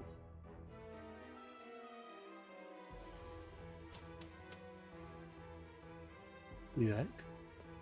So we had a few dropped frames there for a second. I don't know why. Hopefully everything's still okay. I will double check though, because I've just seen that number jump up. I think we just had a spike in thingy. Probably because my dad's just started using his shitty PC. There to work without a key. So what do you expect me to do without a key? I don't think there was a key up top. But let's take a look anyway. We have to come through this way, so I guess I can go downstairs now. Yeah, we've not been here yet.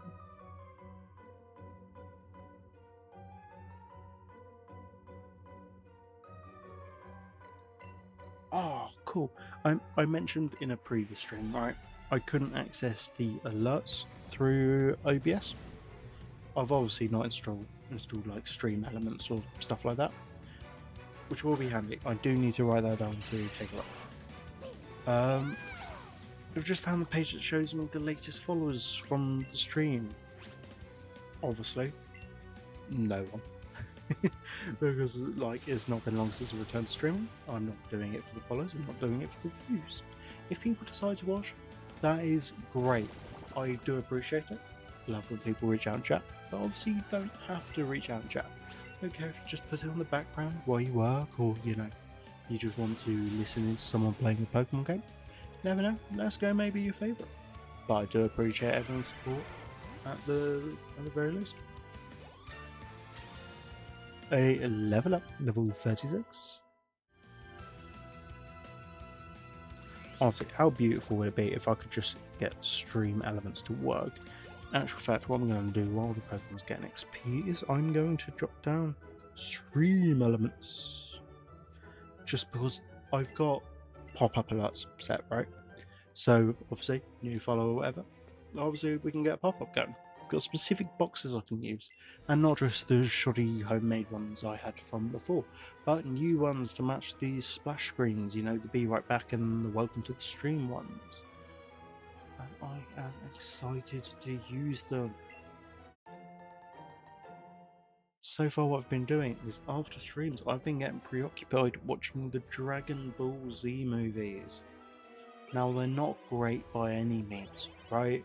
But I am doing a tier list of the ones that I feel are my favourite, right? Now, so far it's a bit mixed, right? Now, I know everyone adores Broly, the legendary Super Saiyan, but I personally think, now this is my own personal opinion, obviously, so you don't have to like it, you don't have to understand, but the Cooler's Revenge is an amazing film. Like seeing Goku turn Super Saiyan rescuing the bird, it's peak. And I love Cooler. Like, it's not a great character. It's definitely a movie written character. I'm Frieza's brother, Cooler. And obviously it's birthed the idea of people saying Metal Cooler. Even though that's from, what, Return of Cooler, I think it was. Still a good film, not as good as the Broly movie and Cooler's Revenge. And also, I don't think in any three of the, the Cooler movies, I don't think he ever says Metal Cooler. But everyone refers back to the one post where Frieza's seeing his brother in the hospital and he's just stuck saying Metal Cooler, and I love it. And there is no reason why. But I just find myself sat middle shift and all I can think about is Metal Cooler. And oh my god, I just start tweaking. Like, there's no reason for it. I've seen the majority of the films now. I finished the 3 Broly movies the day before last, and I got home from work and we were in a power cut, so I couldn't really watch anything. But after that point, I found out Black Ops 2 came out on PlayStation. So it was Black Ops 1 actually, so I picked up Black Ops 2 for the primary reason. I played Black Ops when I was a kid. Probably shouldn't have played it, but I did. Anyway. And I get to play it again. But my god, although it's a PS4 and 5 release now, it does not look good because it just follows on from what the game was. And I get it, it's so, I don't have to put thousands of hours and work into porting it over. We don't have to remodel all the characters, we don't have to retexture. If people want to buy it because they played it on Xbox originally, then they can play it on PlayStation now, and I kind of love that for that. In one sense, I'm glad they've kept things how they were. Obviously, it's got like an upscale to it. It doesn't look horrendous. Obviously, looks how it does in Xbox 360. Whatever. Also found you can't actually increase the safe mode to the actual scale of modern TVs. You can only scale it to what was modern at that time. And they just haven't updated it. But anyway. So I started playing and got a couple of levels in, right? Jesus, the amount of times I died. And I don't even know why. Because obviously I played it as a kid, got through it as a kid. Never beat it. But, do digress. I don't know how to feel about the new ones. Say the new ones. The re-release, if you will. I'm glad they've given it new servers for the online play. That is brilliant news, right? But at the same point in time, are they going to promise that they fix the servers this time? I guess because it's not on PC, it's, not any different. But people JTAG their Xboxes and got away with it.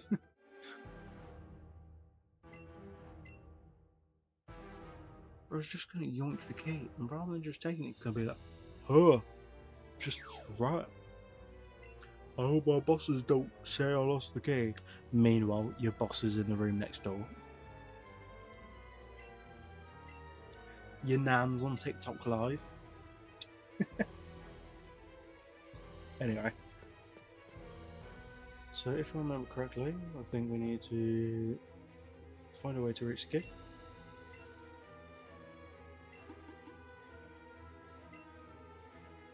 So yeah, for some reason you need to talk to them first and you get the idea of going into the vents. And you're like, how do I go into the vents? And then there's the office chair, the one like people try and stand on. And they just die if they do. Apologies if you can hear the dog barking. Mother's obviously let her out for the night. We've got this, let's say, little rescue mom. She's not really that little, she's quite chunky. But she is a rescue Dachshund Cross. We think Dachshund Cross Beagle. Not 100% certain though, but she's come over from Macedonia. She's a lovely brown chocolate colour. She is absolutely beautiful. I love her. Wish I could take her to the office, but I reckon she would take someone's throat out if they're not careful. And go this way, you can see funny little blue hairs speaking to the boss. I don't know where this Cubone came from.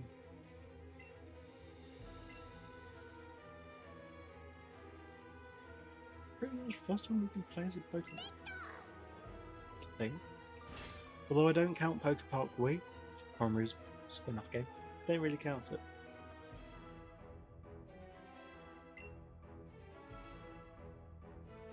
You know, think about it. I never actually played Pokepark Wii that long. I started at one point, but for the most part I ended up pirating it, adding it to my console. Although I will say I do own physical copies, so you know.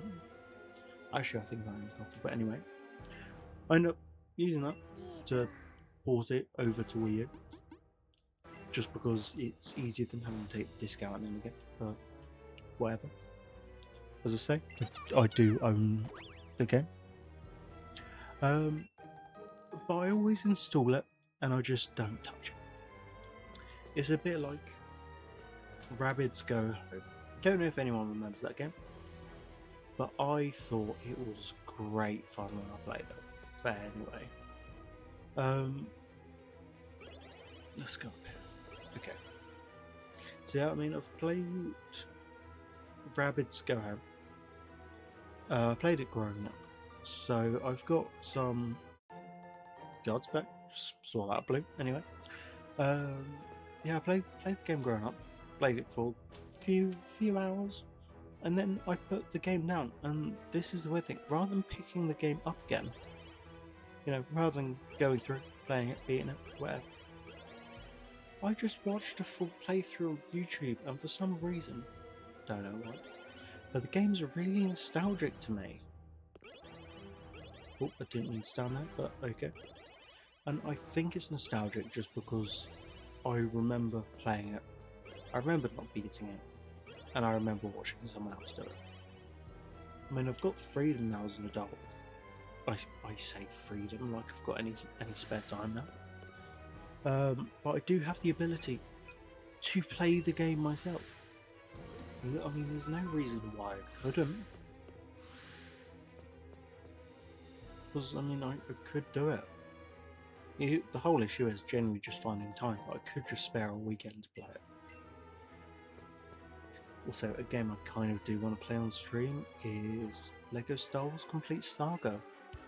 The reason why I want to play it is because it's my first LEGO game. Actually, in fact, it was my first game of all time, kind of. Now, I had Ben 10 Protectors of Earth on the Wii, and I had LEGO Star Wars Complete Saga on Nintendo DS. And my god, both games, they stuck out to me, and they stuck out well. Oh jeez, I've got a never healed Pikachu. Anyway, I played both games as a kid. I could never finish Ben 10 Grow, like never. I did go back and finish it afterwards, but when I first played it, I couldn't finish it. It wasn't overly difficult, I don't think. It's just some of the instructions were just poor. But because I remember the difficulties I had with it, like with the bosses, that's why I remember the game so well. But I do think games like that, where you find them difficult as a kid, they are way more memorable, right? For example, Pokemon Ranger. Shadows of Almere, I beat it perfectly fine, right? Great game, amazing. Personally, my favourite out of the 3 Pokemon Ranger games. But after I beat it, I had begged my mother to get me the first Pokemon Ranger from the game, because it was in the pre-owned section. I understand why it's in the pre-owned section. The game itself, really good fun. Not as memorable as either 2 or 3, but anyway. There's a section where you have to rescue one of the professors. You have to lead the professor through a forest. But oh no, the professor is scared of bug-type Pokemon, right? The issue with that, obviously being a forest, it's full of bug types, you know? So you've got to be really careful to dodge them, or else you've got to start the area from the beginning. Now obviously, not a massive section. I mean, if I remember correctly, I think there is a checkpoint, and I can do it much better now. But the Pokemon, like, rather than just having a radius where you've got to walk around with the Pokemon, you know, a bit of control using the touchscreen, instead, you've got the Pokemon chasing you down, which isn't a massive deal. but it just means you need to be extra precautious, because if it does come close to you, then you're gonna have a bad time. Because you're gonna have to redo that section. And I remember I spent hours on that. Literal hours trying to get that. I was so frustrated because I was playing it during my lunch breaks back in the days of being at Highcliffe School, probably around 2015, 2016, I think, if I remember correctly. I think it was just around or after the time Guardian Signs came out. I loved Guardian Signs. Guardian Signs were great. Shadows of Almea just meant more to me, but anyway. But I nearly gave up on that Pokemon game. So I played it every break I got, and every lunch break I got at school.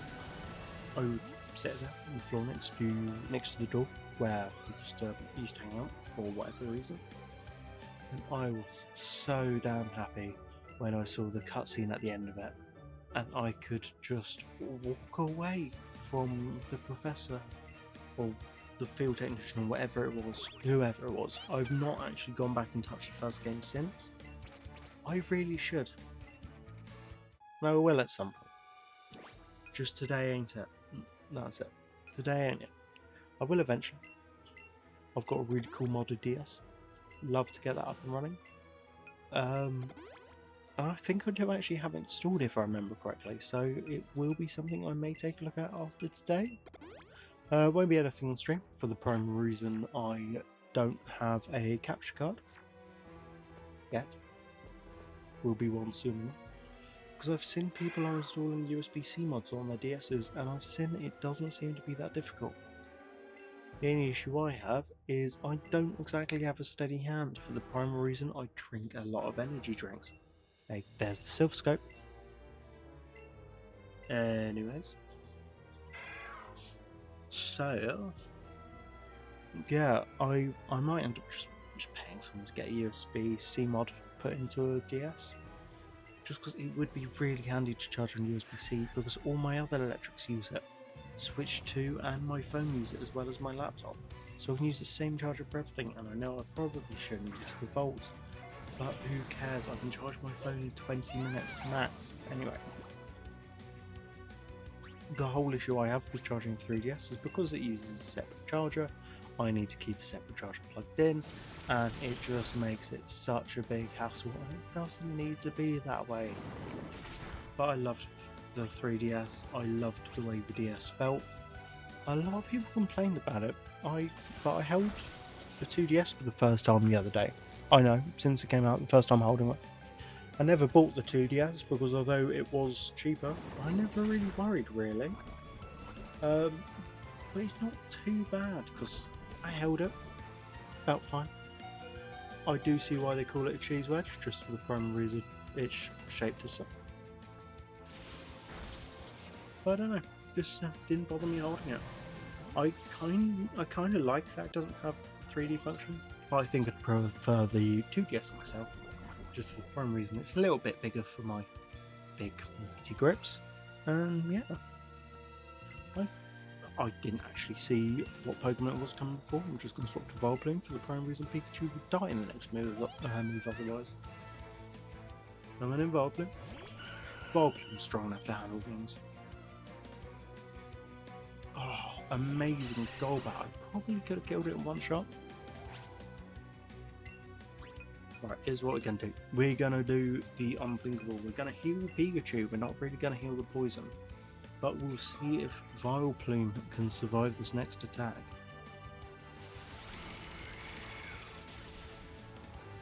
Ooh, it's a heavy hitter, but it shouldn't kill me this round.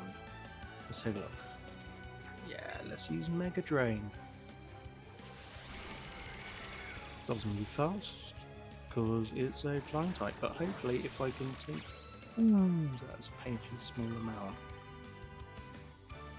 Gives me enough that I might be able to survive this attack. Keywords might, can't promise anything. But I will hit it with a... let's check. Let's hit it with an acid, why not? It's not like it's gonna heal. Unlucky, it did do more damage than I thought it did. I don't actually know if it's super effective, all I know is it killed me. I do need to buy more revives. Thunderbolt should be enough. It's a super effective move as it's a flying type. There we go. I could have done that from the start and saved everyone about a minute. As you can tell, I'm not exactly much of a speedrunner. And I'm not actually all that good at Pokemon games, although I have played enough of them. It is definitely easier to play the newer games for the prime reason it does tell you the typing of the Pokemon you're fighting. And, I mean, it's not that difficult to tell the type you're fighting, but it does tell you how effective your moves are. Which I suppose isn't really a massive issue for the majority of people, but I am 90% overthinker. So, obviously, overthinking 90% of the time, it is difficult to remember bits and shits of it. So let's just move on forward and let's see if we can kick Giovanni's ass. I can't actually remember if he fights me now, but I kind of love these shots, right? Where it's not showing us his eyes for a reason, and then it pans up to see his evil, menacing glare. And I think it's funny as well, he never actually looks at us, he looks over us. I have spent way too long looking into different types of games alongside different game design methods. Although I will say I do like how every environment does have an arena type to it. Let's smack this with a Thunderbolt after we flinch. Ooh, bro did not do that much damage to me. But we can all see that this area would have led onto the gym quite nicely with the levels, as it's going from 35 into it. And the fact that Giovanni has less Pokemon than the gym member, Erica. Ooh, we have breached the 2-hour mark, boys. Let's remove tackle, because who wants to tackle? This is not rugby, it is Pokemon. And let's actually read this time who we are fighting next. Oh, Rhyhorn. Now this might be a job for Wartortle, but I don't think Wartortle's going to survive. Especially if he brings out level 35.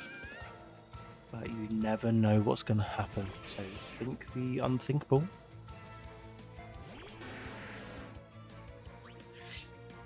Ooh, I feel like I'm going to get one shot because Wartortle is weak.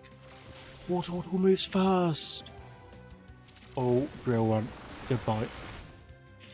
That is quite a shame considering how much damage it actually did to begin with. Rest in peace, my goat. May he rest in John.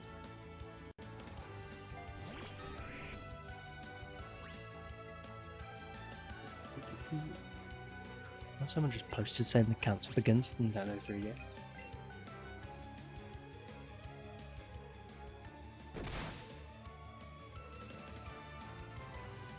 Oh no. So it's just a random thing. It's not massive. It's not a big deal for us. It doesn't affect us, doesn't affect anything we do. But someone has just reported the corner of their DS started having almost like a black venom-like ooze coming from it. Not technically, but it's dying pixels, baby. That's exactly where we're going next. They're like, I love this DS, but it's just dying pixels, and it looks generally like there is about a collective 6 pixels there, which, I mean, it isn't a massive issue, but obviously, you're going to notice it. Once you see something once, whether or not it's a scratch on a phone, scratch on a screen or whatever, once you notice it, it ain't ever going away until you replace it. And every time you're going to notice it's there. I was kind of hoping he missed. Of course he's going to one-shot. However, I am proud of this Wartortle for standing back up, taking the stand, and then falling.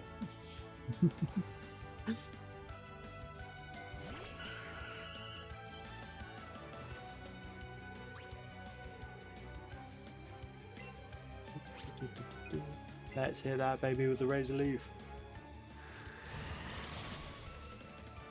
Now a level 20 going against level 35. Of course he's gonna die, but the amount of damage it did in that super effective attack, it is peak. That's what we like to call peak. I don't know why I'm so actually hyped about that water tool. Someone's selling a new 3DS XL metallic red, but most of the top shell has been cracked off. They're trying to sell it for $222 US. And free shipping at least. But Jesus, the top screen and bottom screen genuinely look like it's been run over by a car. It looks horrible. Self-scope. I guess the thing is if you come to this gym first, you ain't gonna know much about this area.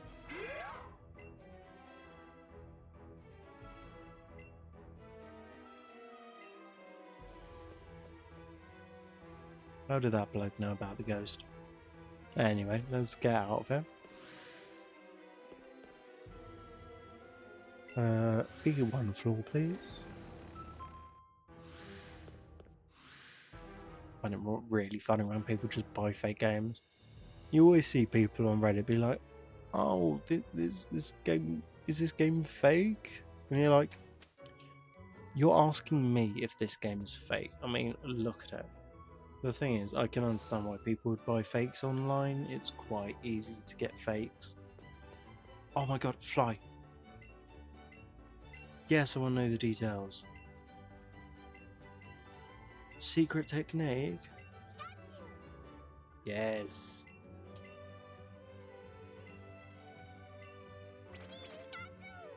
Yeah, baby! Skydash, that's what we've been waiting for!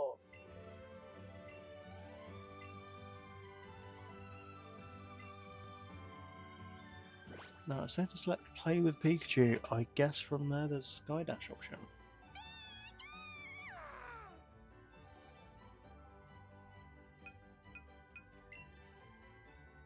Reach 10k. Oh, look how far we come. There's Saffron City we can go to, but we want to go to Lavender Town. Thankfully, there is a normal Pokemon here. We want the Pokemon, and we can then journey up to the tower. The mountain. I don't know why I just say random things, right?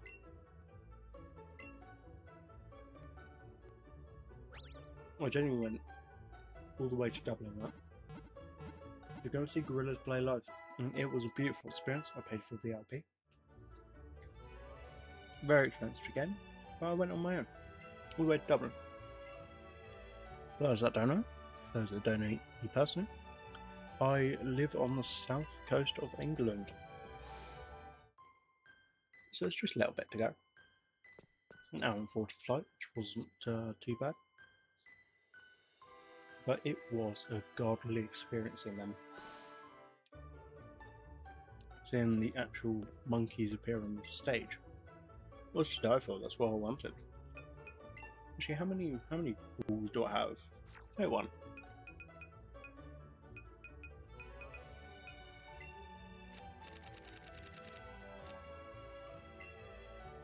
Let's buy a nice healthy 15 revives. And let's buy, let's say 120, 60 tends to be fine at this point. So let's buy 16 of them.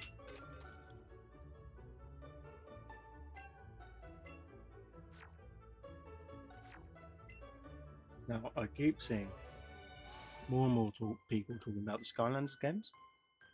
Because although people have started getting nostalgic early for it, people are getting more nostalgic now, right?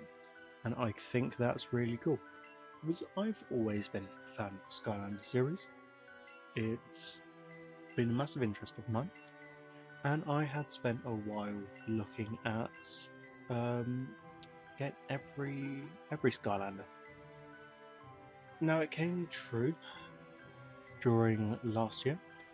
I ended up finding a good sale where someone was trying to get rid of their expensive Skylanders.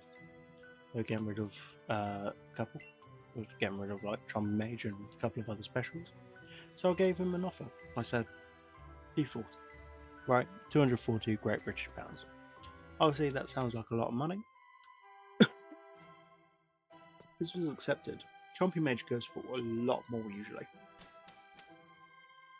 So I bought it, and then I went back and bought the cheap ones, right? Now, all well and good, but looking at the price of Chompy Mage now, Chompy Mage is a lot more expensive now. It's coming up to about £500-600 at times. I've seen one go for 700 at one point, and that is peak.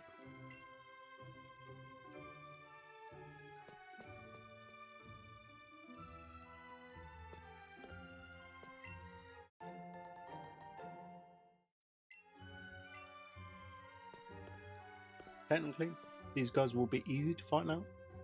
For some reason, there will be a lower level.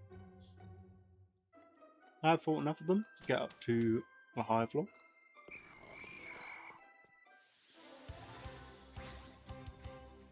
It must be so easy to try and hunt Ghastly here.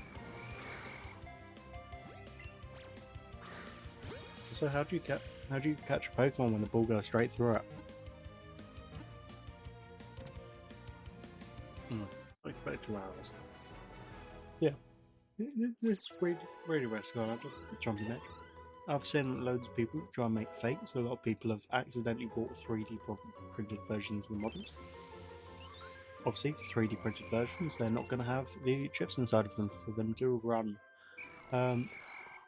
It would be kind of fun to stream a Skylanders game at some point, potentially Swapful. I don't know. I don't think it will garner any views, just for the primary reason it's a pretty damn dead game. And it's a dead game franchise. We've not seen any new entries in a hot minute. I say a hot minute. It's been about 10 years as of next year, I believe. But you know what? If someone did release a new Skylanders game, like Activision came back, for example, I would pay some really good money. I actually suck at this. And of course, it tries to attack me. Anyway, yeah, I would pay good money for it, and I think a lot of other people would as well. What I would kind of like if they made it more of in a style to the Lego games. What do I mean about that? Rather than having NFC figures. Although they're cool, they are expensive to get and they're very expensive to produce. Obviously, because you need to produce them, a lot more than just say like 10 of each, right? So here's my proposed solution, right? In the levels, you would pick up items such as soul gems, right? Meaning you unlock special powers for each Skylander. What they could do is they could potentially make it where rather than picking up a soul gem to unlock a new power for each Skylander, you pick up, say, like just a character token. You still call it soul gems, but once you unlock it, you can actually play as said character, right? Is you can still get a roster of, say, like 30 Skylanders in the game through unlockable means. So obviously they'd give you a couple as starter. They'll potentially give you like 3 for a quote-unquote starter pack. But yeah, it'll be much easier to produce, and it means fans will be happy. Dead mum. I know, just talking about Skylanders over the heartwarming. But anyway, but yeah, they could always do it where the USB portals from the old games they will work on the new game, so you can still play as your figures. You can pretty much almost like unlock characters early through it, whereas you can like unlock the soul gem by scanning the figure, and then you just collect something else later down the line. But anyway, I don't know, because it means old fans can still use their figures, so they're not completely useless, completely worthless. And it means it can revitalise the franchise, even if they just do remakes of the old games, right? If they do remakes of the old games, they could do it in that way, whereas the soul gems you collect, they're actually to unlock the characters. And say, for example, the first one, it would give you Gil Grunt, Spyro, and Trigger Happy as unlocked characters in games. And also, it means the older games can come out on Switch, and they would actually run well as portable titles. Not gonna lie, if I had a 3D printer, I would print those Ninetales statues because they are beautiful. I really like Ninetales as a Pokemon.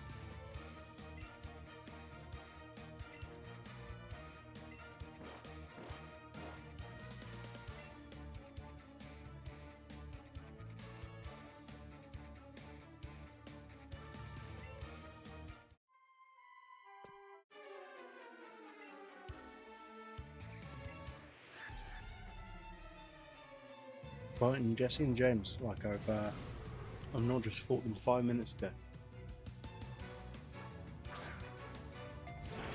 Damn, we are slowly approaching the 3-hour mark. Currently 2 hours, 15 minutes. But I do think 3 hours is the right time for me for a stream. Obviously, I could play more other days, such as Monday. I may always do, or may try to do, Minecraft Mondays, because that would be a fun way to do. Obviously, people have probably done it before, but I don't know, because I don't exactly watch Minecraft YouTubers. I mean, some for obvious reasons, but you know. But yeah, I mean, it would definitely be interesting to increase the game choice. It would definitely be interesting to just play different games, because obviously I want to finish this game. I do kind of want to finish this game first. But obviously people are going to get bored watching the same content. Oh, my Switch turned off for a second. I don't know if I had lost power to part of it. Oh well, who cares? It's back on now. I just got to keep an eye on, say, like, dropped frames, because it had increased ever so slightly after that, but, you know, that's what happens when your dock stops responding. It terrifies me when it does that.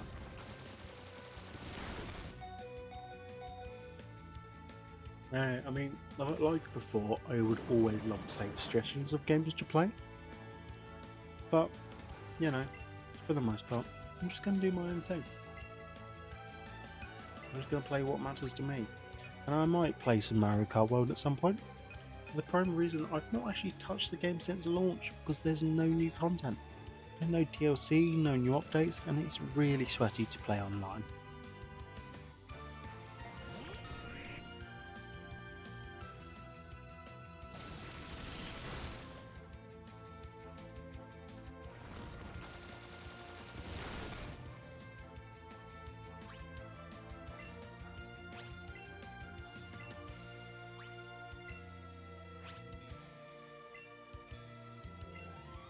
Obviously, I'll say in today's stream, like I mentioned it before, every VOD video is uploaded to the YouTube channel. So that'll be youtube.com/NeoAngelDragon. Not usually for promoting another social media. I don't usually promote my YouTube channel. That's why after a year of streaming, my mate said to me, "You know, Ethan, I never knew you had a YouTube channel." I'm like, that's fine. I'm not going to complain. Looks like those guys are running off to Saffron City.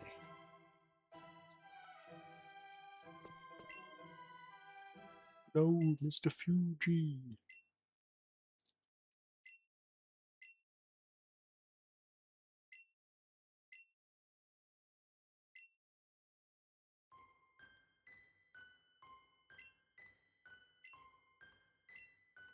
I do quite like Mr. Fuji.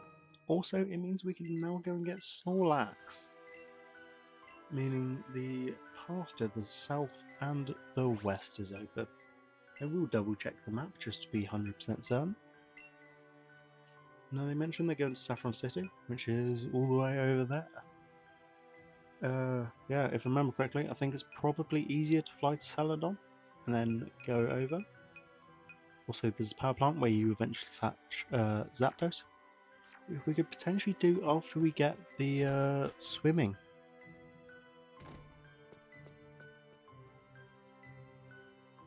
No, well.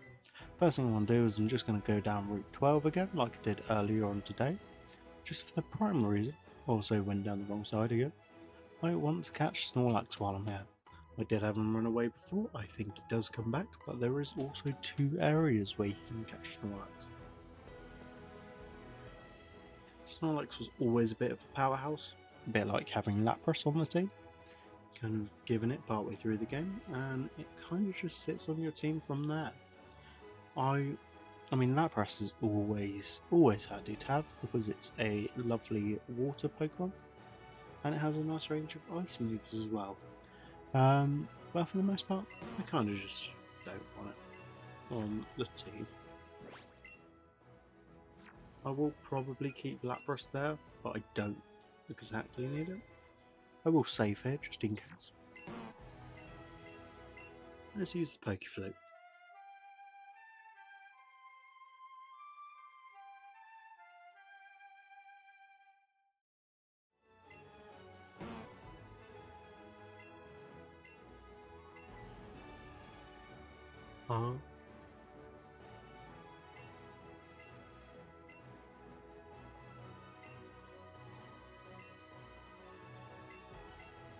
So pretty much, we've got to kick a lot of ours. Ooh, heck.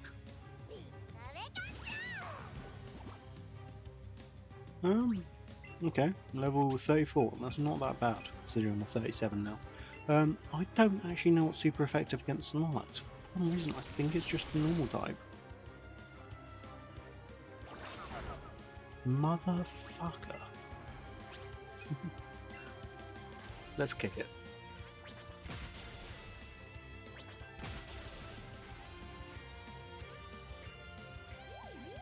Or rest as bed. Oh, I've just noticed there is match time, although it is at 4 minutes 30. That's why I don't like him. Let's use Floaty 4, why not? We've not used this move before.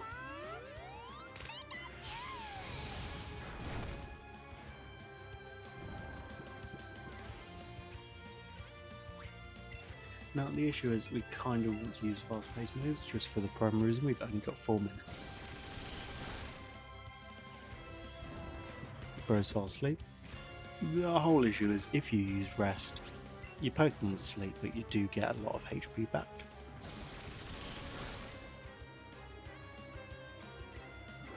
Go on Pikachu, you go! Now I'm gonna say, I'm not, this seems very off topic I know, but I'm not a massive fan of football, right? I don't watch football, I don't follow it, but I will say I have loved watching Haaland's performance recently, right? Now, obviously, he's not an England player, but I do support him. I don't support... Where's he from? Norway? Don't support that team, but, you know, he's a good player, he works hard, and the jokes that have come from him over the World Cup have been really funny. Saturday's match is going to be awesome. Just for the primary reason, it's going to pretty much be Haaland versus all of England. Now I say, I don't really watch football, don't really follow it, but I do think a lot of good's going to come from this match. But I do think it's also really funny that Henderson snapped his arm. All because he thought it'd be really funny to jump over an advert board. Silly sausage saw someone else doing it, and they thought, you know what, I'm a join it, because I am cool. You're 37. I think it's time to pack it in. Get in the ball! Thankfully, I don't think this tubby bastard can run away.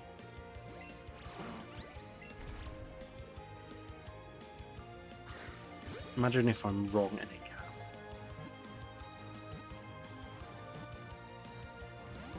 No! Get in the ball!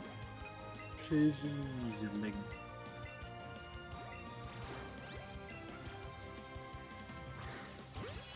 I'm getting some good throws. You should get it. No, really, that was as good as I can get it. Exactly last second with the raspberry. I'm going to run out of raspberries at this point. We are leaving it to the last second for every excellent throw. Come on, that was 3 ticks. I've got 23 Ultra Balls. Excellent. I mean, I don't need to leave it till the last second to throw it for an excellent. Oh. You know what? No berry. No berry. Excellent throw. No berry. Matt Berry. Oh. I love Matt Berry.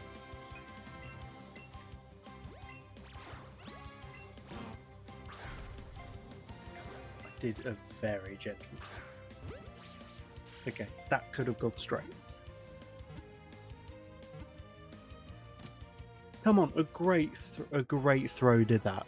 Actually, it wasn't even a great throw. It hit the side of the ring. Well, we've caught it. That's it. That's what we want.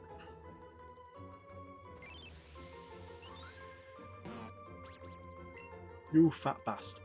You fat bastard.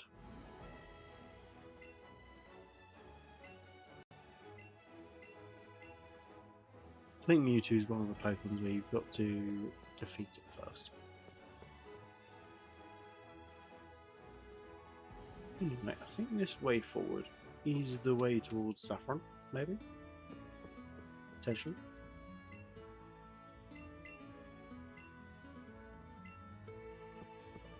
I thought he'd want tea before we can cross over. Oh, it's here! Yes, I remember now. The one where I walked over and then went, nah, I'm not doing that.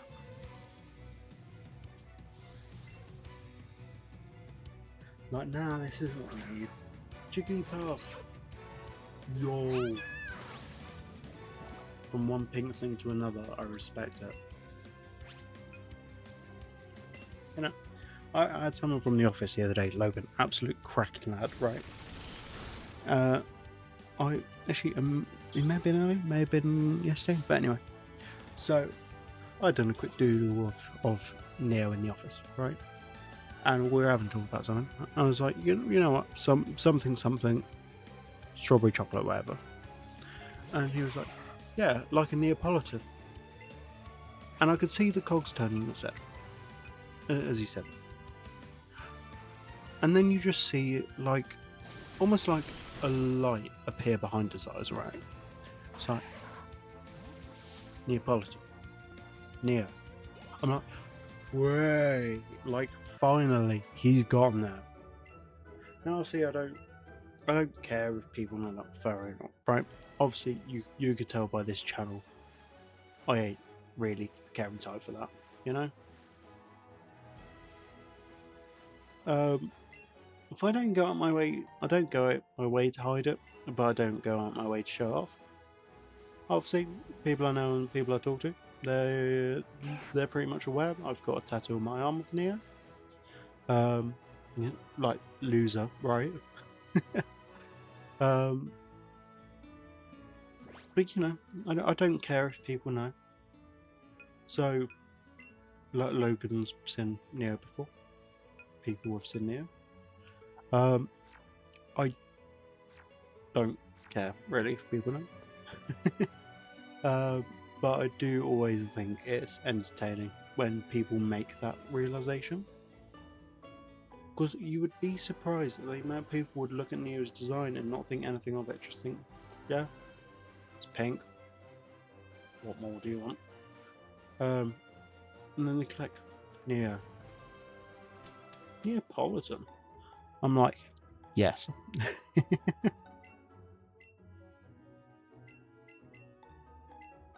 Yeah, the thing as well, right, is I would have called Neo Nia previously, but it came across too feminine, right? I don't care either way, right? I don't have a preference. whatever. Then I thought, nah, Neo sounds right. Anyway. Originally, Neo's name was actually Cream. And rather than being a Dutch Angel Dragon, it was actually a Fennec Fox. Which technically was that way for a while. Can't remember how long, but it was there for a while.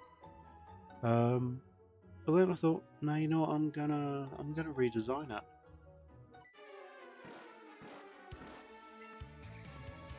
Jesse and Jones, our favourite terrorists.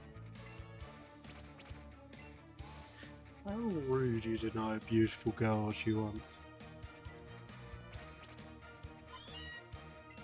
I love Jesse and Jones, they are amazing. I can't remember if there is a Saffron City gym here or not. Guess it won't tell me on the map. It does tell me there is a gym, and this is also Silphco, so I guess it is time that I go through it. I'm just wary of time because we've got 30 minutes. I'm going to look at wrapping up. Oh, Trainer Fan Club. I will pop in here, see what they have to say. There is a fighting time. That's always handy to know. So, this room is pretty handy because they tell us a lot of information. Oh, there's a fighting type and there's an ice type. And that is the entire use of the autograph as well, where you bring it to one person and they turn and say, cool, move on to the next. Officer Jenny. Officer Jenny's been cracking Team Rocket. Okay. So we can't access the gym just yet, but there is the fighting dojo as well. We don't know what's in it. Oh, it's Hitmonlee and Hitmonchan. Yes. Now, if I remember correctly, I think I went for Hitmonlee last time. So it's worth going through just because I'm hell to it, you get a free fight type. I don't need to open Pokemon TCG.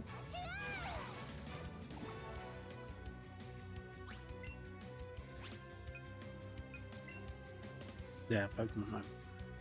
So, I've mentioned it before, mention it again, Pokemon Home is very useful in terms of keeping track of stuff like live dexes and the actual in-game dexes as well. It will split the Pokedex into what you can catch per game, and it expects you to go out of your way for everything to go over and catch at least one of every Pokemon from every game.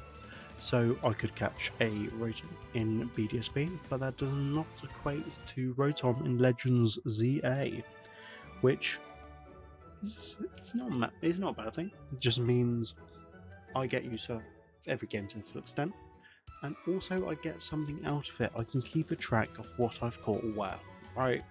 And as if I'm missing anything, I can just go through the save file and be like, there it is. But usually when I get a Pokemon game for the first time, I would organise the box to have it say like 1 to 150 in this game, for example, but this game does it automatically.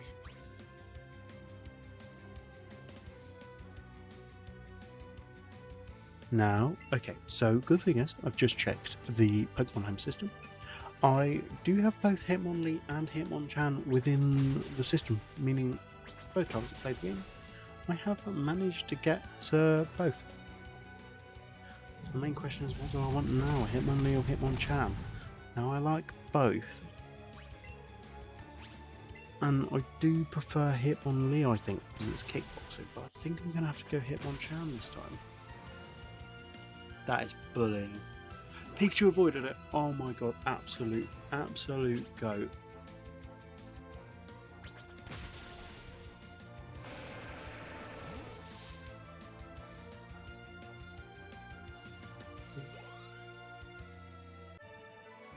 Black belt, Aaron.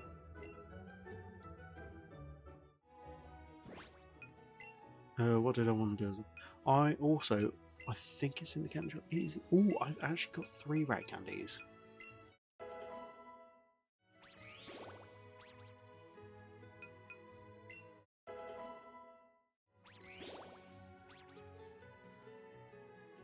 That was enough for a Venusaur.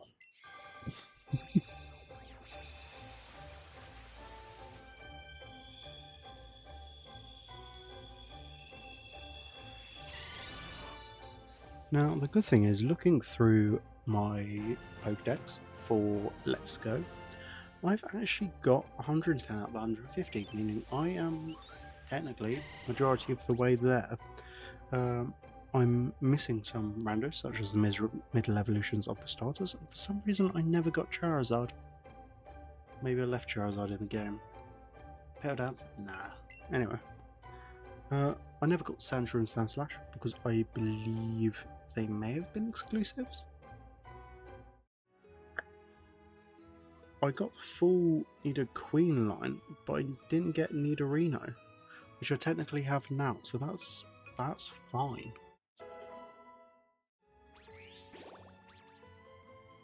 Didn't get the Oddish line either.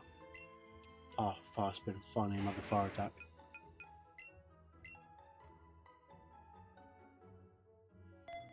We've got Persian or Psyduck. Or Psyduck, Golduck. Mankey didn't get that either. And I've not gotten any of the trade evolutions, so I will have to do that. I'm just thinking about Pokemon. I do not think I need a Venusaur on my team right this instant.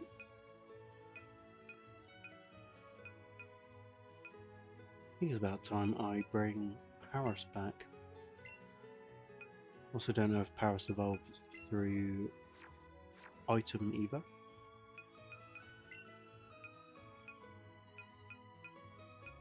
Nah, good.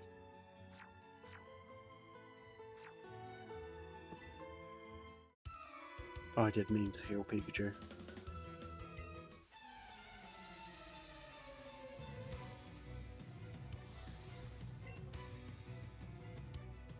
What I'm probably going to do is I'm probably going to look at picking up a third-party Switch. Potentially Switch Lite, because you can get them for about £60 to £80.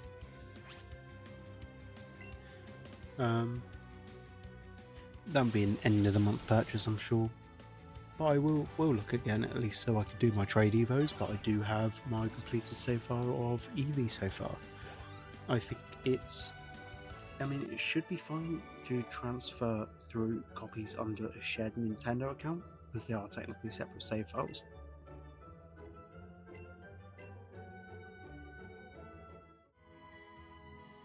And the thing is, I don't need to catch the exclusives from the game, I just need to transfer over, so should be quite easy.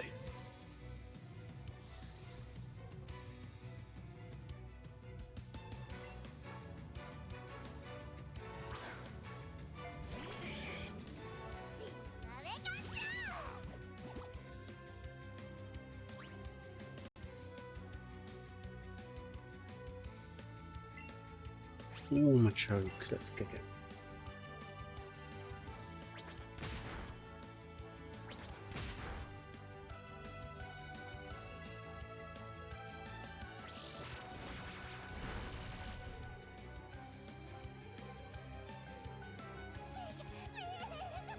It's not a shame Pikachu had to die.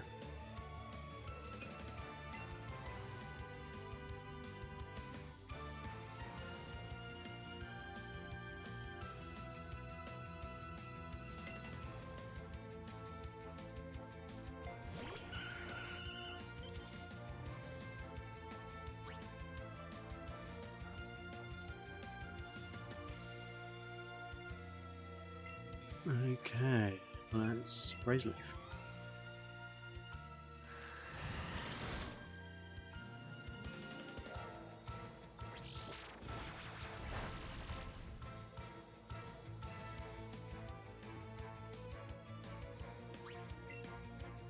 Okay, I believe 5 Pikachu on here. But technically I don't need to. No, I'm not going to waste a turn.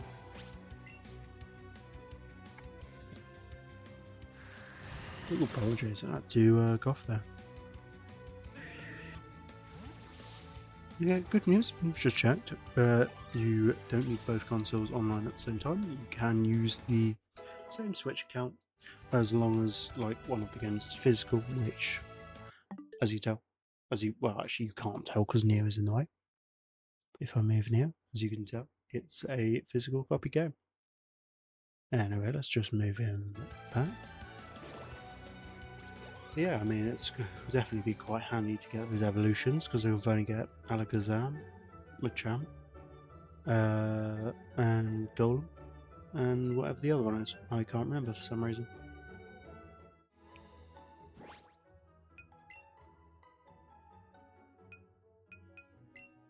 I don't actually know if I put Neo back in the right place, but it looks okay. I think I need to move him more to the left. I think. How's that if I talk? Let's move him down a little. Okay. Should be okay. Perfect. Super potion. I like how many people just skip past this because it looks like just a shithole. Wow.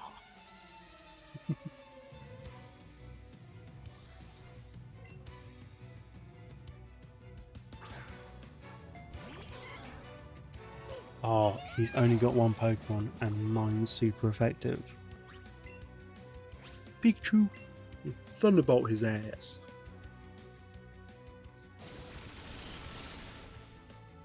Ooh, so close.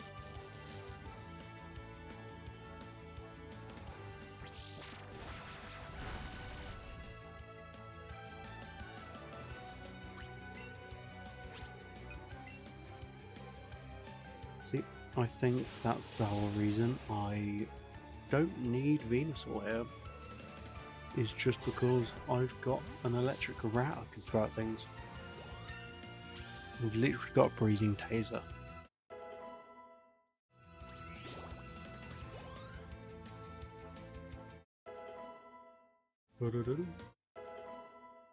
Come on, Paris, you go. Luigi? Super noisy Bizarre Town? I'll give you a fighting type. Look at the stretchy lad, I like it. Pretty much, one's kickboxing, one's fistboxing. But I've decided with Hitmonchan. Yeah, shiny locked, how I wish it weren't. Well, yes and no to being shiny locked. You can get the shiny version through eggs, I think. Out this gate, I think this just takes us through to the other city.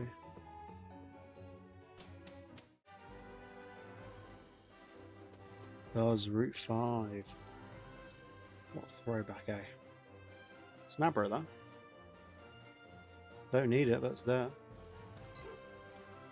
Kind of just seeing if there's actually anything interesting spawning, such as shinies. No, don't think so. Anyways, back to us. We've got about 17 minutes until Venom roughly want to end the stream. I'm not going to talk to him. Him being Vileplume. I think it's a him at least. What's out this way? I just said him on time limit, but I do quite like exploring. Oh, this is quite nice. There's a little hub it takes us out to. Kind of just is the centre point, and these routes are actually really short.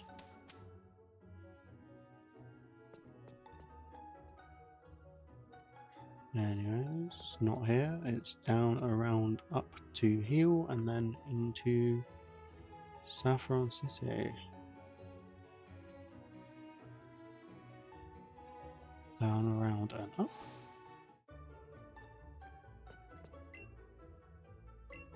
See, I love doing things the wrong way around because I experience more of a challenge, as you can tell with the gym, although the gym itself was an accident. You know, you get a bit more of a challenge, but then certain sections are made easier because I've got high level Pokemon, such as the Giovanni Slop.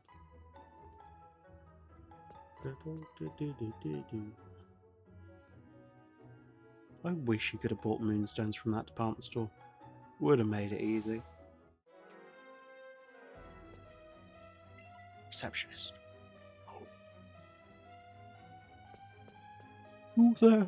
Help us! There's a terrorist in the building.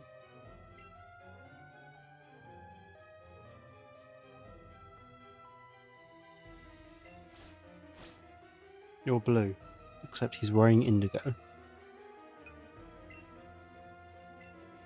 We heard there was a takeover. I'm wanting to go investigate with my wife, Hatsune Miku. Honestly, Rival just goes around with a Miku body pillow. Swing by the Pokemon League. Yeah, maybe the Elite Four will come to help.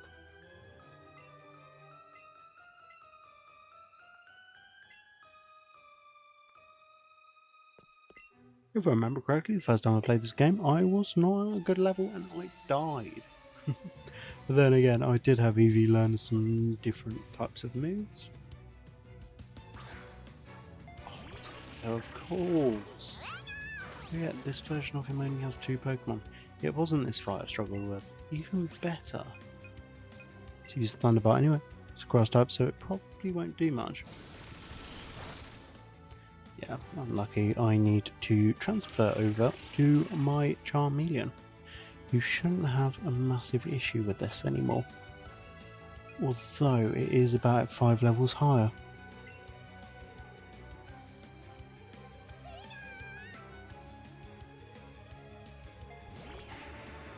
Charmeleon. I think it is level 6, 36. He evolves into Charizard. Okay, I think, yeah, Fire Spin does less damage, but it pretty much burns. Let's hit Fire Spin.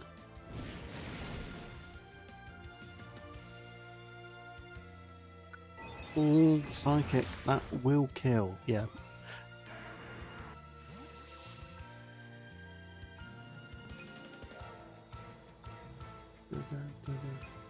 I'm just gonna pick and choose.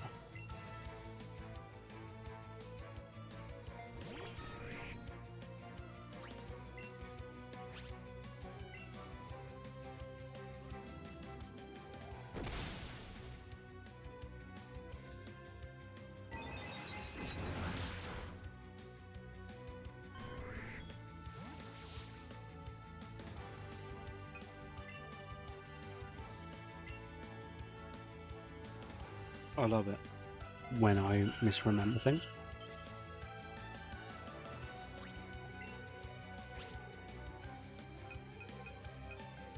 It will be embarrassing if I do lose a match.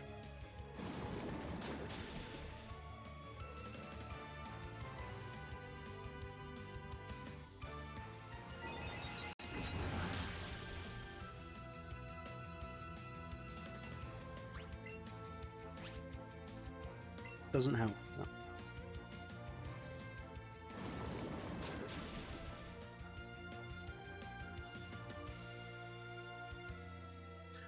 Goodbye, Vileplume. You will be missed. Oh my god, you fucking go. You fucking go. You fucking go. We love you, Vileplume. You are the goat.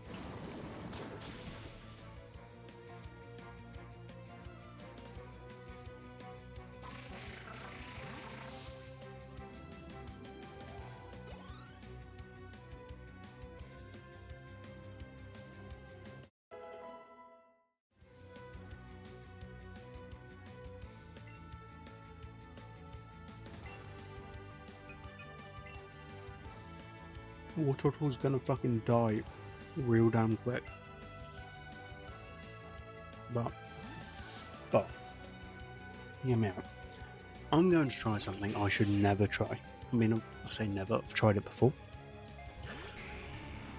It's just seeing what a little bit of level 40. What a water gun will do. I didn't think I'd last long. Worth the shot. Wait, why did I go Volbeat? No, I want Pikachu because Pikachu's full health.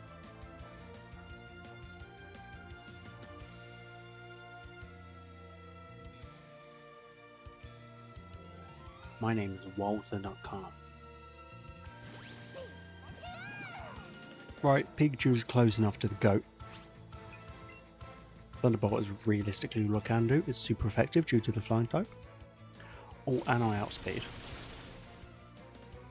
Ooh. Heat wave. Actual banger track by Glass Animals if you've never heard it. They did do a remake and it did go on the radio for a bit. Yeah, I don't really have any Pokemon to combat against Psychic really well because of the light screen. They actually went outspeed from Pikachu Trainer. Okay. I do like how it is easier to take on Team Rocket than it is to take on Gary Oak.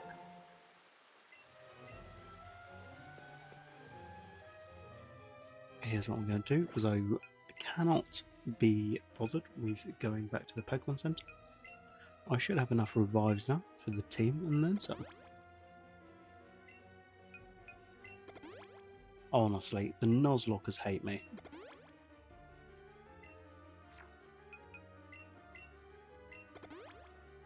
The Pokemarts love to see me coming.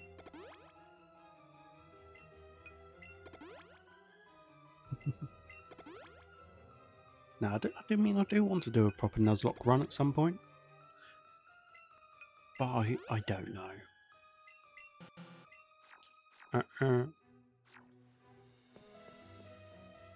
Awesome.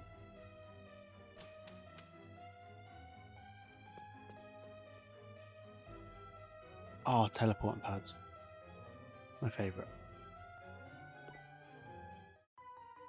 Ain't no way this man has a level 40.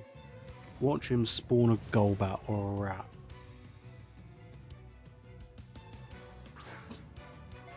There's your rat.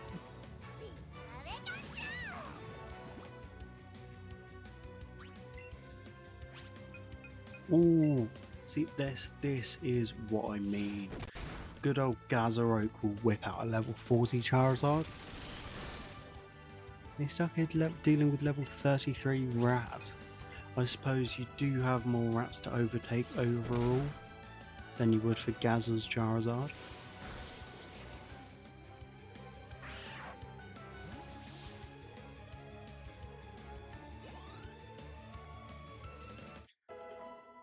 Thinking of Gaza, I bought I bought some cards off Whatnot.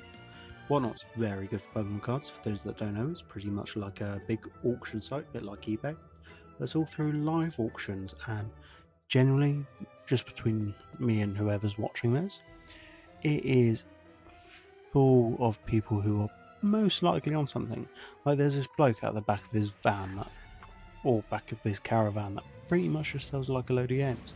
But he's jumping around like a loony and has got a grand collective of about 3 teeth in his mouth. And somehow has less brain cells. But anyway, you know, I'll go on there and I'll buy Pokemon cards quite often, being, you know, a Pokemon loser like myself. Anyway, so I buy a couple of cards off this dude. It was the full art cards for Friends in Sinner and the one for Barry. And this bloke was just like, who's this? Big Hands Barry. And I'm like, what are you on about? And he just started waffling for like the next 20 minutes. I'm like, okay. I mean, I know with one auctions, they go quite rapid fire with it, so you almost need to be on pack in order to do something like that. But like, what are you waffling on about? About Big Hands Barry? He's in a running pose, so obviously hands further closer towards the camera than it would be.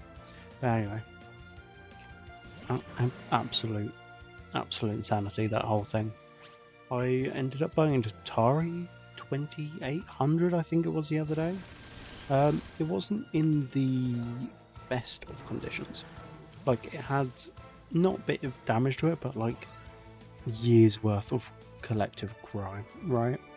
Spent about £43 total for it. I think it was a Atari 2800 or 2600. One of the two. I came with 3 games. Like, you can't really complain for that price. It does also have like a Sega CD, which I was tempted to pick up, but his asking price was about 600. I'm like, I don't have that money yet. I mean, I might go back to him because he said the best he can do is like 200. So I'll have to remember his face. Yeah, it comes with Space Invaders, and I'm like, that is sick. Although I probably won't be able to play it for the prime reason it uses AV cable. Now, who uses AV in the grand year of 26? Now, the thing is, it's not horrible, right? It doesn't come with a controller or a power connector, but who needs those, right? It's just going to sit on display. I mean, the expensive part is the console. But like, the Sega CD, I would pick it up. The whole issue is you need to wait to get like an AV to HDMI converter. Don't get me wrong, it's possible. I don't even know what games I'd play on there.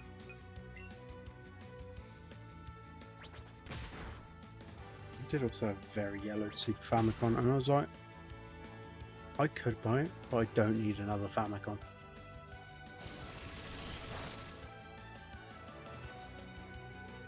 Okay, this is pretty much the battle of the not very effectives. I'm hoping I at least get a crit hit. Or I can go fuck myself. Hey.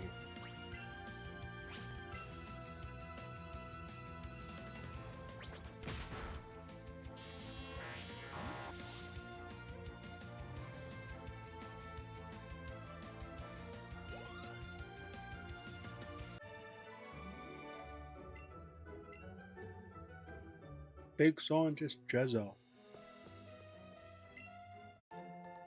Jezza Clarkson over here.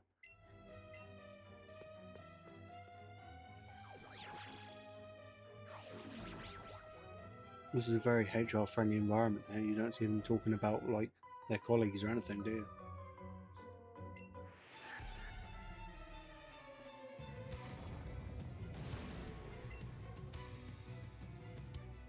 You know, I've realised I waffle a load of shit when I'm streaming.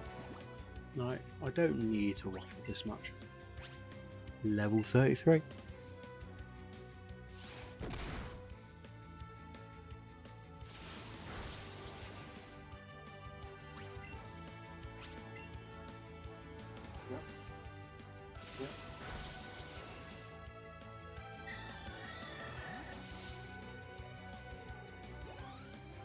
It is hot in here. Jeez.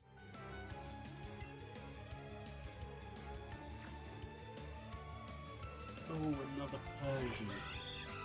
For some reason I've never caught Persian when I played this game.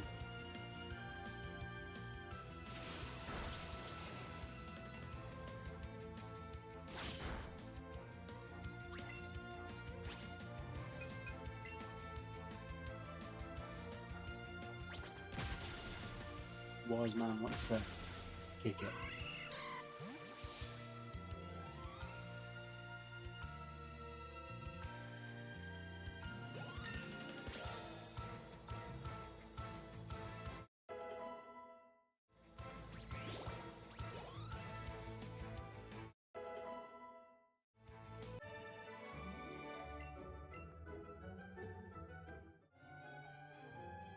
Okay, what I'm going to do is I'm planning on getting through this area, and then I will be wrapping up stream because I think that'll be quite a nice place to end.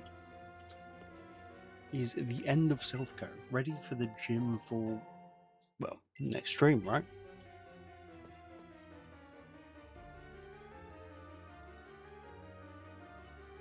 All the issue is I need to find a way out of this shithole.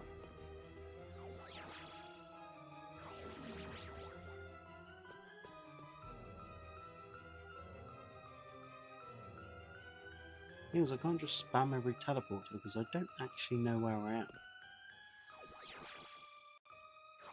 So obviously this will take me back for the prime reason I've been here before, but I can't get in that door.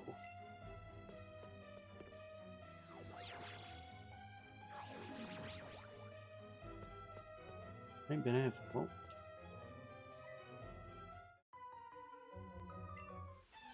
I want to be a true Pokemon trainer where you would smash the glass and steal Pokeballs.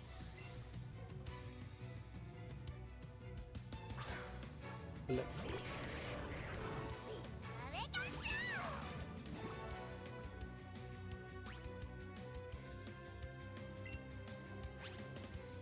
Okay, let's double kick it. Sonic Boom!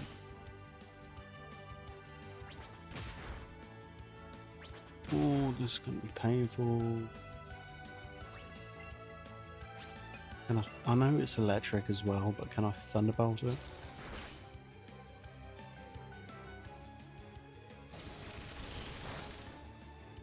Okay. I mean, Electro outspeeds me for some reason. But that attack seems to do 20, so yep. Exactly 20, so I'm fine. Okay.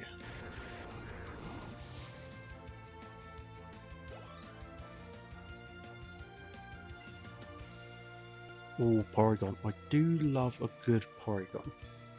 I think my favourite though is, I mean, Porygon 2 is pretty good. Porygon 1 is original. But I do think Porygon Z is my favourite. Although what's slightly strange to me is, I mean this is going to kill me, but anyway. Slightly strange to me is Porygon Z, right, is a failed upgrade of Porygon to Porygon 2, right?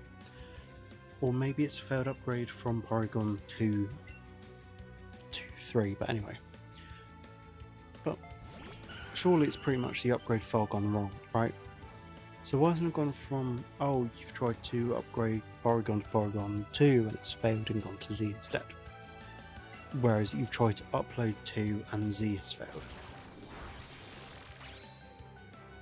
Because the things with the Z is, really sounds stupid, but it's backwards too. Alright, so it makes sense if both evolution lines came from Porygon. Rather than, oh, you need to upgrade Porygon 2 and then evolve Porygon 2 to Z. Well, it just doesn't fit right. Then what they could have done is eventually Porygon 3 and then Porygon E. Absolutely stupid waffle, but you know. It is an interesting idea at least. I suppose there is a number of things you could have done with, or what they could have done with Porygon. I do like for the time that it's like, oh yeah, it's the actual evolution of the process, because at the time, you know, the electronics they had, the computers, they could generate 3D image but it would look blocky and shite, being Porygon 1. Obviously as times change and times develop, you had Porygon 2, which is a smoother CGI model, still a bit jank, and then you've got Porygon Z, like a failed upgrade where it flips the parts upside down. But I do think that's really cool. Is that, oh, there was, I guess, malware or something, right? And the Porygon Z is built off parts of Porygon 2, and you can see that quite clearly, like by the antenna, how it's meant to be the neck. And like, stuff like that is really sick designer. But then again, I'm surprised they've not done a variant of Porygon.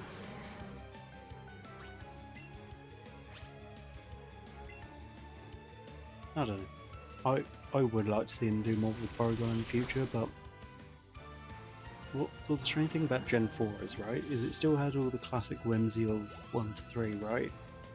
But it was doing more with the 2-stage evolutions, right? So you got Electivire, you had Rhyperior, it did more.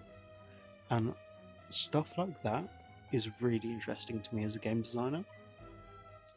Because it's like, okay, we want people to want to use their favourite Pokemon, and we also want to get people to have new Pokemon in the deck. So, you know, rather than doing alternative forms, we're going to do evolutions. Still think it's weird you don't have like a fourth evolution to each type, a bit like, you know, I guess Digimon. But at the same point in time, I mean, I can understand why, because there's other Pokemon new designs they can put focus and attention to, whereas for the evolution aspect at least, you know, they've got to, well, in no better terms, they've got to try and figure out how to pretty much improve off the original, which can be really difficult for designers. I know it's a lot of game design talk, but it can also be quite difficult if it's, say, like, oh, it's a new form after a specific period of time, like with Gen 4 once again. Say like Rhyperior and Electivire, they've still got to take the fun and whimsy of the first evolution, first two, and make something new out of it.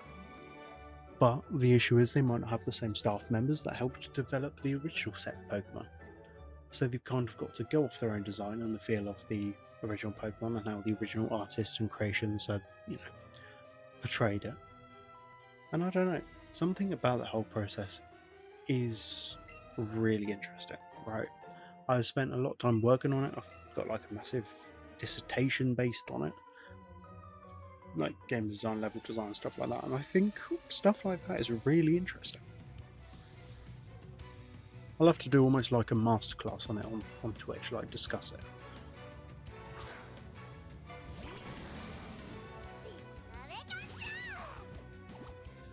Yeah, not longer stream. We're going to go to about 3:30 at this point. 3 hours a day. Well, I suppose with the amount we've got left to do here.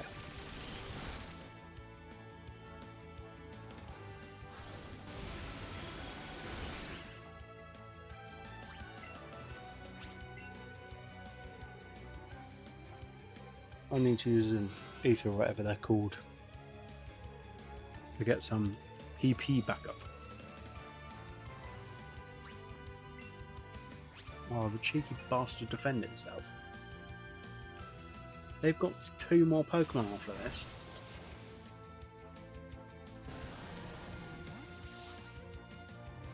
My life is over.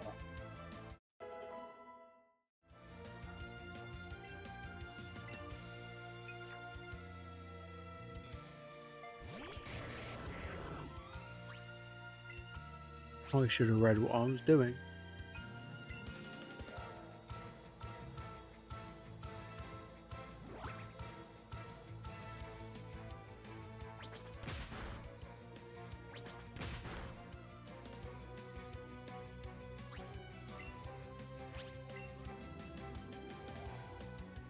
Oh, Screech, what stupid move to use. You know what? Actually, I'll defend.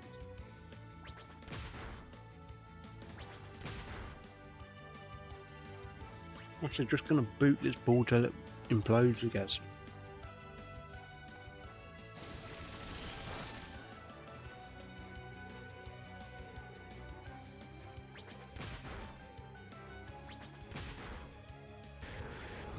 I am enjoying a refreshing pack of Skittles on my desk. The only issue is because it's bloody boiling outside. It's like thermonuclear Skittles. My favourite. Or even better, an Electabuzz. Can't wait to just throw Pikachu out.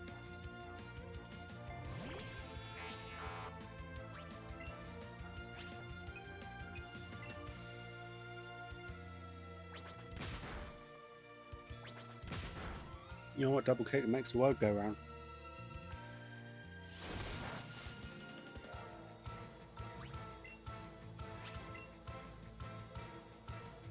Yeah. Bro took me down by 30 with a single punt.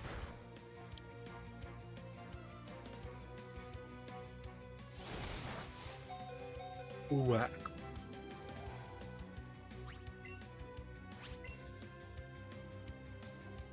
Quick attack? Oh, didn't know he had a quick attack. No, that's on me.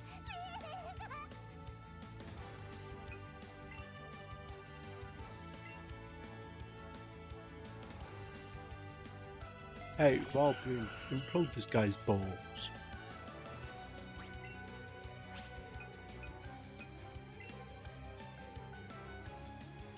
Oh, it outspeeds me. Kill it.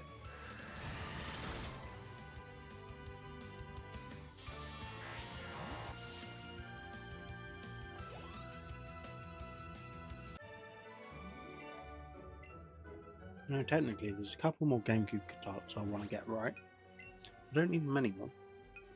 I do need to get a new copy of Twilight Princess. Just because I sold that a while ago. My favourite Zelda game of all time. But anyway. I've got my hands on the 1,000-Year Door last month. End of last month. Which is really cool, right? Love 1,000-Year Door. Pretty damn good game. I did like Paper Mario Color Splash, but whatever. Who cares?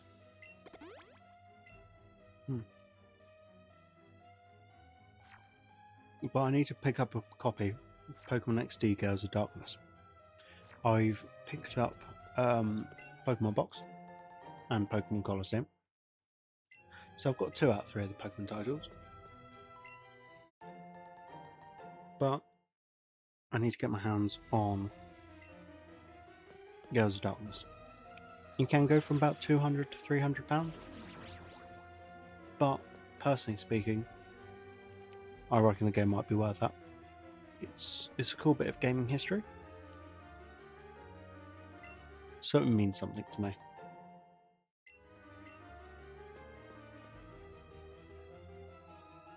I think that dude in there trades me a Porygon. Or gives me a Porygon. Fight me, brother, fight me. I heard a kid was wondering about. It's me.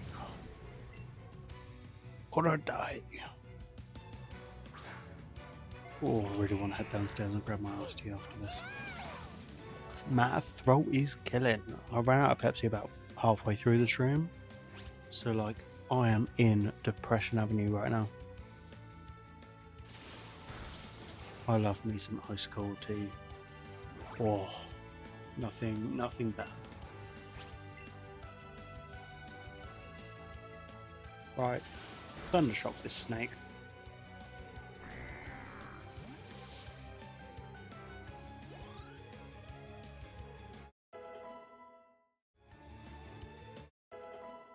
So I think at the top it is just Jesse and James. There's Hypno. So it shouldn't be too difficult. Fingers crossed it's another double battle, because the double battles are actually relatively easy. Because although you have 2 targets, that's actually kind of quite handy. Sometimes you just want 2 targets. You know, you want someone to take the heat off your main Pokemon. Also, you can attack twice as hard. Damn, okay, I thought they'd be doing more than that. Oh, come on, RNG, stop that Hypno moving. Someone destroy this Hypno. Oh, I am absolutely dripping today. For clarity's sake, I am not doing anything. Look, it's Archer from hit TV show Archer.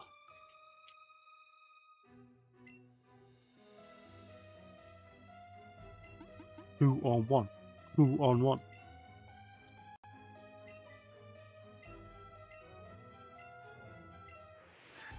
Hey man, you lost to us about 30 minutes ago.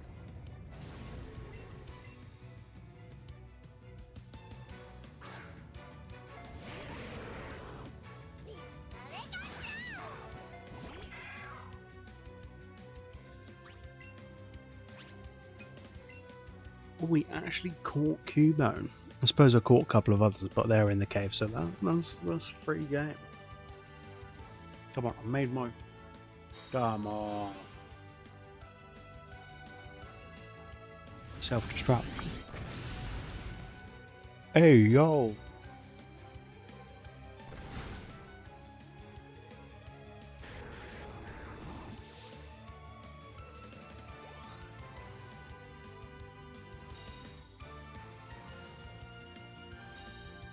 Bone Moran.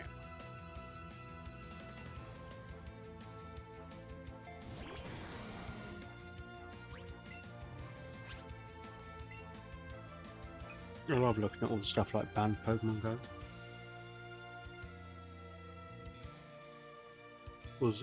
There was kind of a Weezing card, not really a Weezing card, but there was a training card where they were gassing a ton of people, and I don't really think they're allowing that.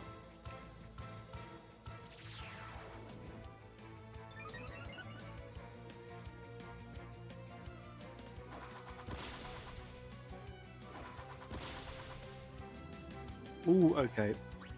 I'll chat shit about Cubone. Cubone's kind of cool. I like Cubone.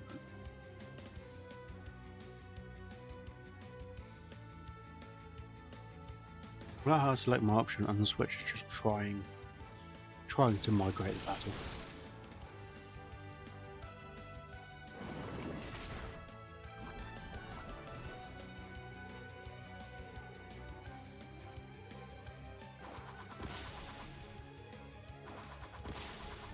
That's why he's the GOAT.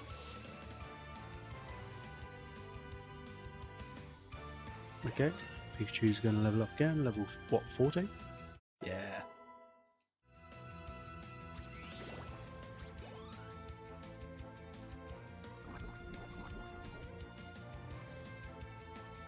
Okay, Pikachu's still holding out for Hero.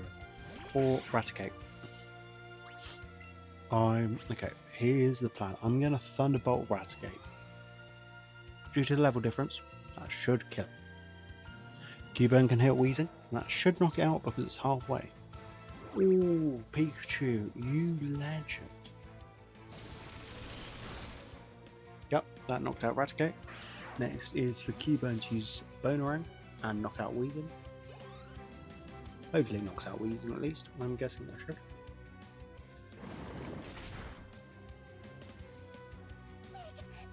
Damn, Pikachu is a target.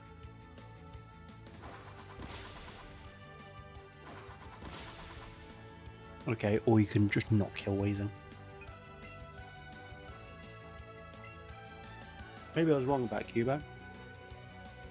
Maybe he's just okay.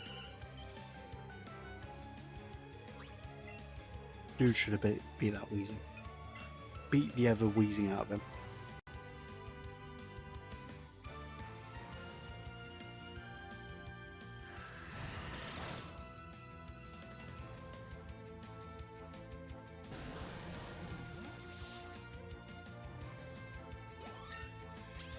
Vileplume's a big boy now.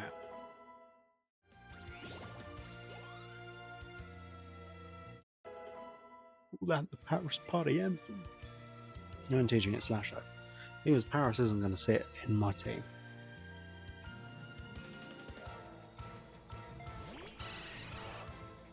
Oh, Pikachu's favourite Pokemon to kill. Here's the plan. We're going to heal Pikachu. And use a reviving Pikachu.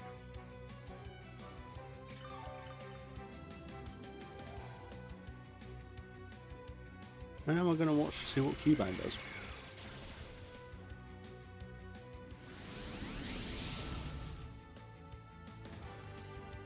Bro thought it's a good idea to focus energy. Nah, brother. Nah. Smack this man's next week.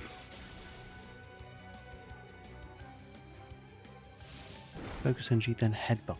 Look at that little baby damage. Mega Drain.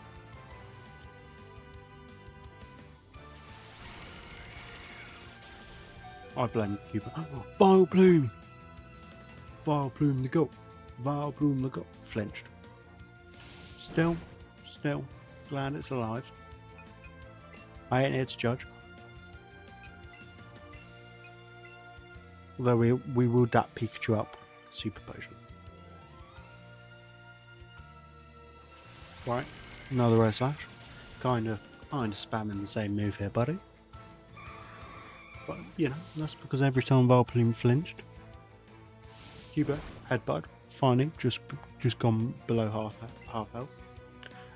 He did wait the entire length of that side of the fight. Just to get it halfway down. Just watch as Pikachu wipes it in one. Pikachu, outspeed this motherfucker.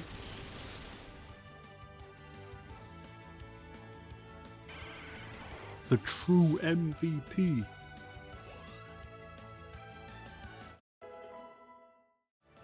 You know they call them cheese in Paris. Le fromage.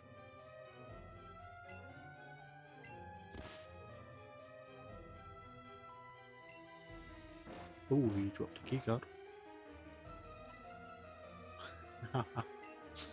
Oh, it's classic Pokemon. I've not played this since after release.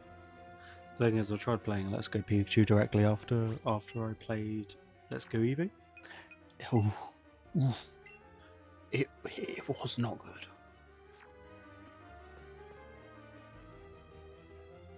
Who the hell is that? She's gonna have to wait, goddamn minute.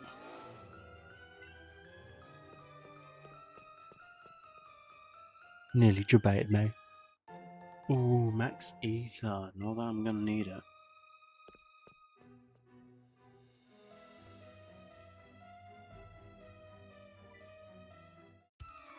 He looks like a magician. Magician mixed dragon tamer. Close enough. Juggler. Sack the juggler!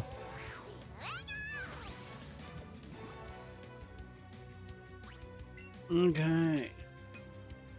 Let's play around with the Thunderball.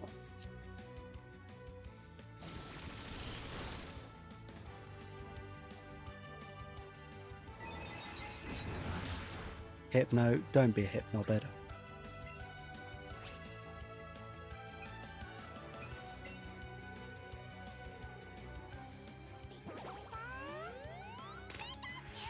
Let's just play around with moves. Ooh. Okay, that was pretty good. Okay, let's hit it with a double kick.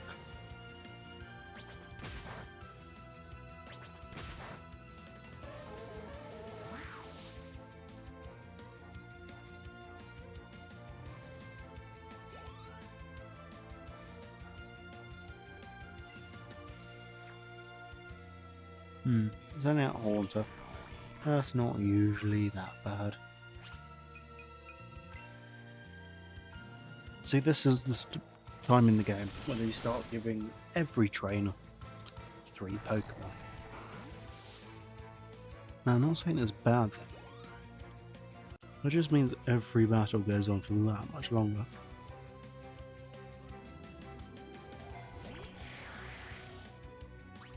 It was definitely interesting looking through the Pokemon news, right? I don't know if other people are aware of this, right? But they hadn't printed a Kadabra card, right, in many, many years. I genuinely think the last Kadabra card was... was it in Gen 4? Might have been before Gen 4. I think Gen 4 was the latest. But anyway. The whole reason is there's a magician. I want to say his name's Yuri Geller or something like that. I don't know his name. So I'll apologise about that. Don't know his name. But he was mainly known for the magician that can bend spoons. Now, obviously, for those that have seen Abracadabra and Alakazam, Kadabra, Middle Evolution, the one we saw in that last fight. He's known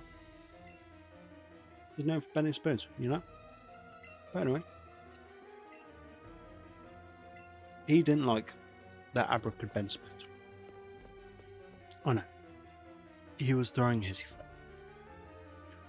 for no apparent reason. Anyway, so I think he said to the Pokemon Company, "You make one more card. You make one more card with Abra, I will sue you. I will sue your asses." So one, don't. Guess bro was just a little bit butthurt.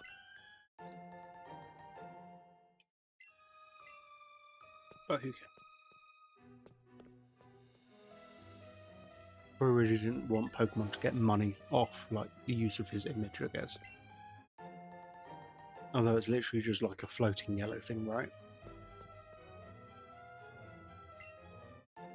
Eventually, the issue died down and they came to like a settlement agreement, I guess. I don't know what the agreement was. Potentially, Pokemon gave him some of the profits of the Pokemon cards. Maybe. I don't know. But since Sun and Moon, they're now printing the cards again. And I think that's just a funny little bit of information.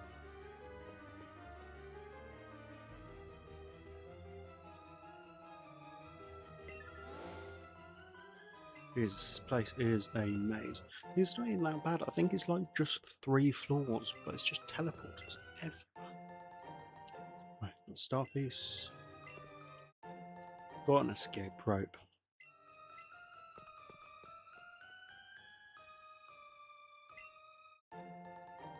Five great balls. And a revive. Nice. I mean, God knows I need them.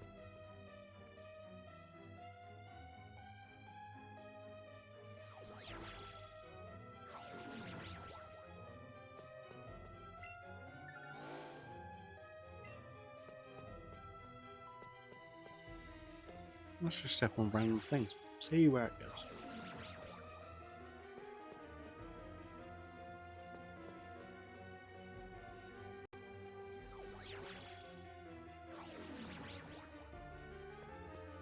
Okay, nice. I genuinely think I might just take the stairs up and go from there.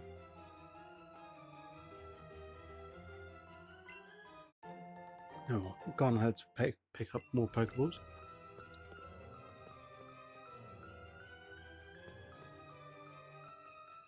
Turn around. You're gonna fight me. You're gonna fight me. Okay. I think the Master Ball's somewhere in it. Or like maybe we get it out of the top.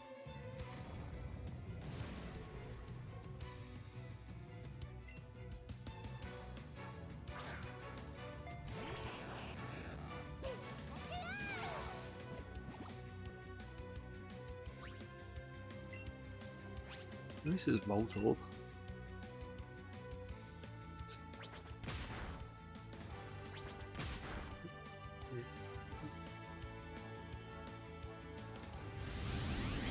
Self-destruct, holy shit.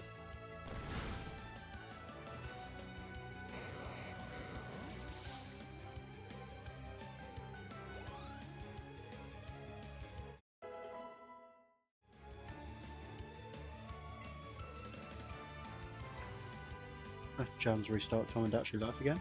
No. Obviously crashed it, so no. My mate Jam, he pretty much like mods anything and everything he can. He's a bit like me in regards to that. Mostly use like PC stuff, PC games. It's known occasionally for looking into it.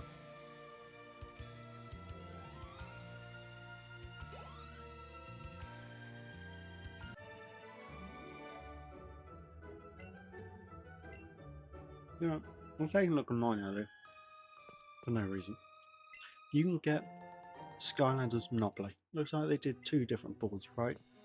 One for Skylanders Spyro's Adventure, the first game, and one for the third of, Skylanders Swap Force.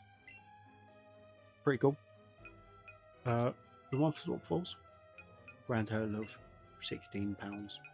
Not too expensive, right? Reasonable from a Monopoly board, so that's complete. Skylanders Spyro's Adventure is selling for £65, and it's like, oh my god.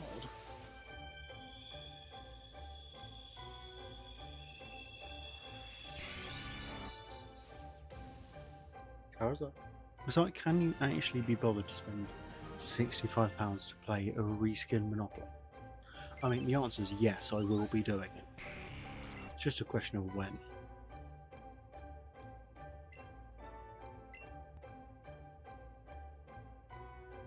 Okay, teaching wing attack is a good move, but when are you going to let me learn flamethrower? That will be a godsend.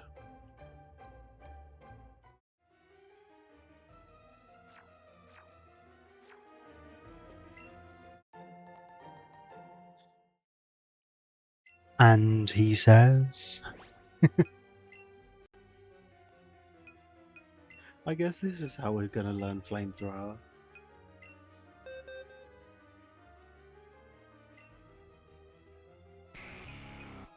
Right, let's finally get rid of Ember.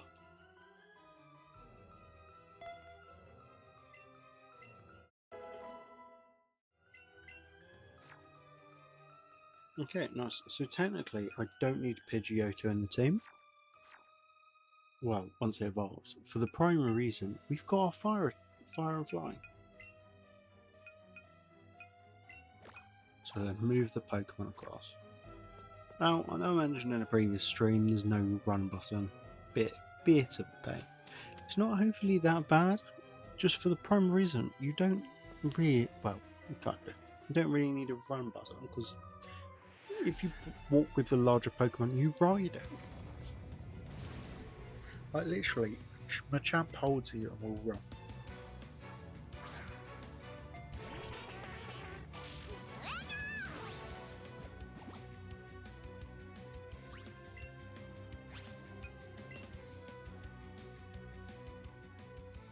Well, think about it. Legend of Zelda, Ocarina of Time HD. That's what I'm calling it. The Switch 2 game. I can't remember if it said it's coming out this year or next year. Doesn't matter. I'm probably going to stream it when it comes out. But I am really damn excited for it, right? And the reason I'm excited, I know Ocarina of Time is an overdone game, right? God knows it's overdone. But it's a 4K Zelda game. And I'm going to give it a chance. I mean, obviously it's following the story, it's going to be good. I reckon it's going to be a dark story. But I mean, so far at least, looking at the outfit and the trailer for Link, I don't like it. But I suppose we've only seen it when he's actually in, like, the forest.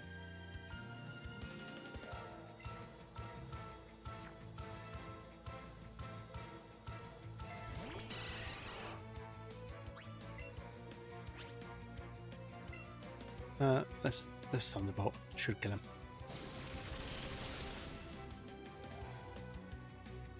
That's what I wanted.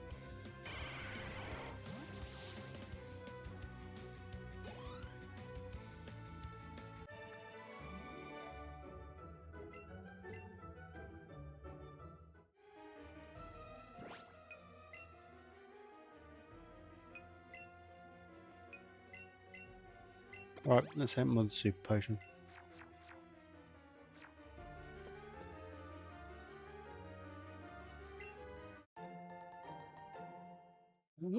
Okay, so yeah, so we do need to use the teleporter in order to get to the boss's office. I was wrong. I couldn't take the stairs.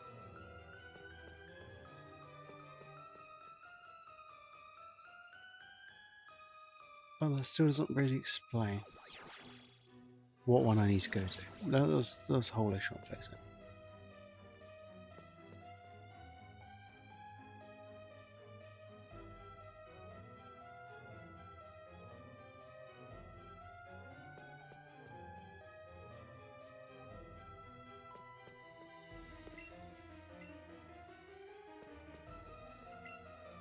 Damn, could have at least given me some hush money.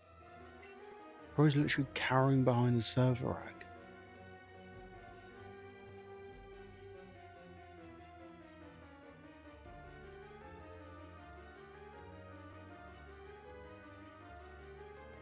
Honestly, imagine trying to, like, commute to work.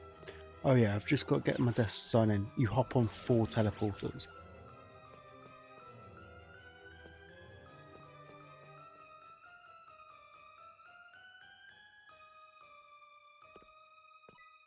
Well, how stressful must that be?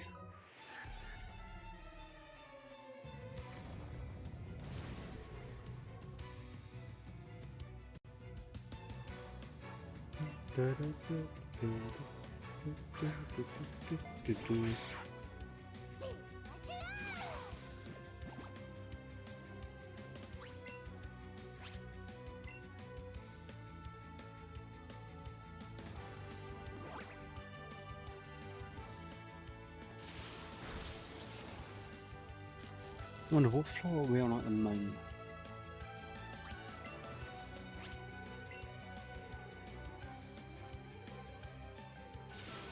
I think there's 5, 6 floors.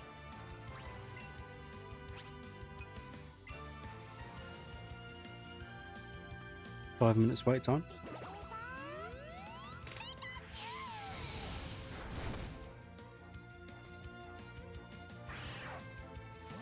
Ooh.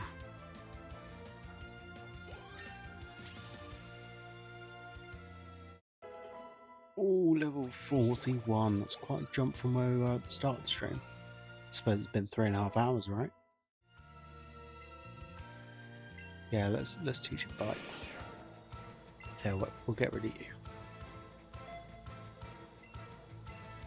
See, this is one issue I've got with streaming as a VTuber without a generic overlay, right?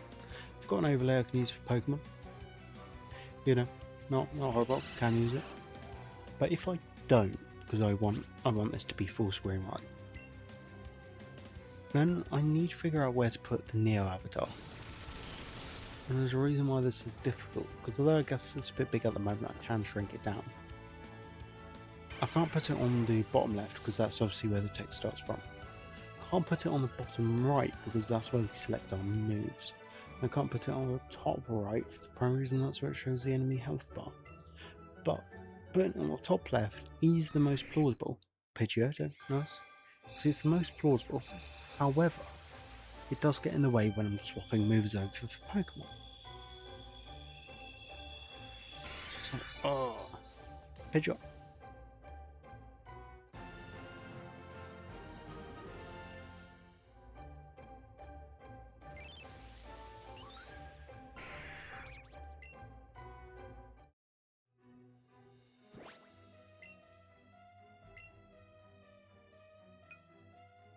Bloody dogs. So, if I sort and search by Pokedex number, we are in quite a nice little area. Actually, I can technically evolve with Pikachu, can't I? So I'm going to add that to my party temporarily. Going to go into the bag, into the Parrot Pocket, to the Thunderstone. We're going to evolve Pikachu. Might as well, just while we're here in the building.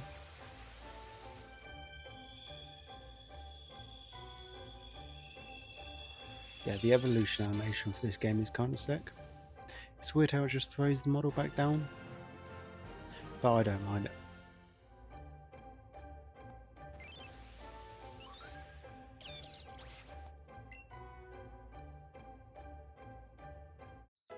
Learned Thunder Punch.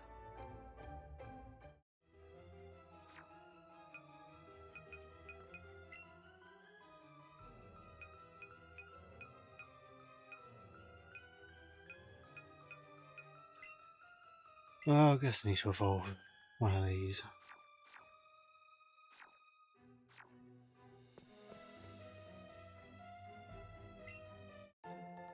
PP up. I will use them at some point, we just need to figure out where. Oh, there's more than 6. I'm on 6.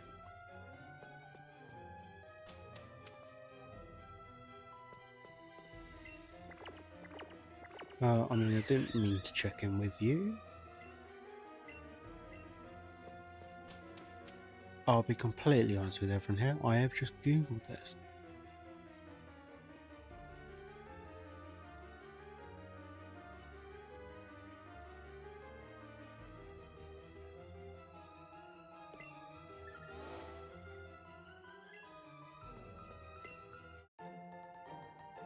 Oh, Max Law.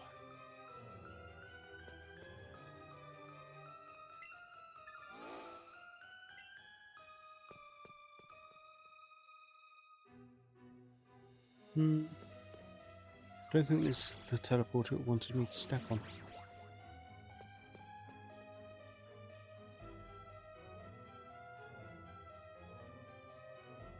says to step on a yellow teleporter, and those are blue.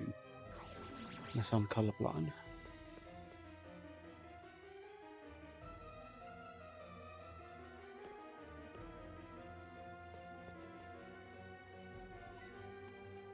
Pokemon battle.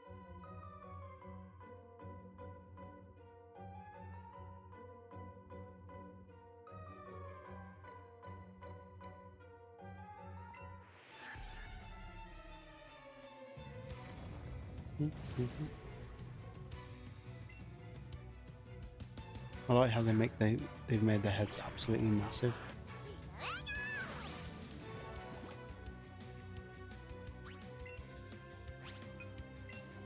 And bolt his ass.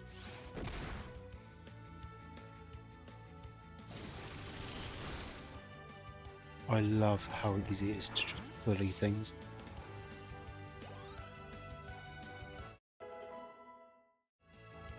You know, we're gonna go until we defeat this area.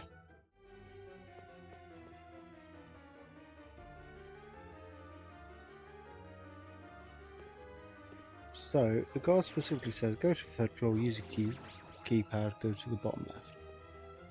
So I go to the bottom left, and there's no yellow teleporter. It says, yeah, unlock the bottom left door, step on yellow teleport. I will go back up to check.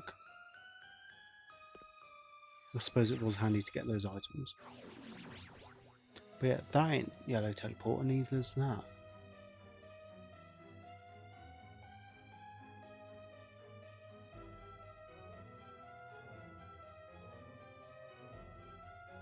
And just in case it meant the back right, there wasn't anything there either. I will just make sure I am on the third floor, because I have been known to make mistakes before. Yeah, third floor.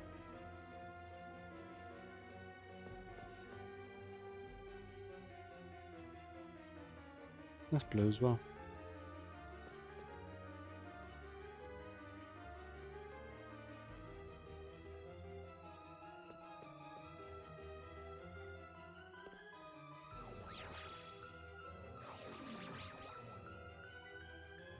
Oh, there's a rival. I mean, it's not a not a yellow teleporter.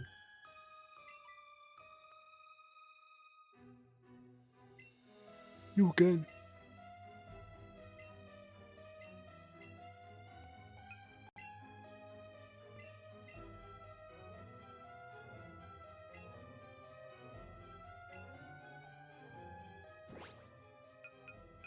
Okay.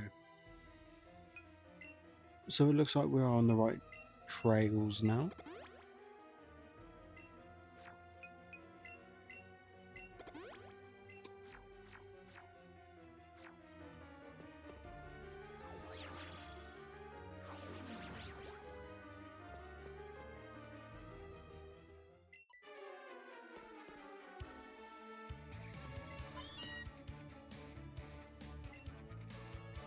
Damn, this is the big leagues.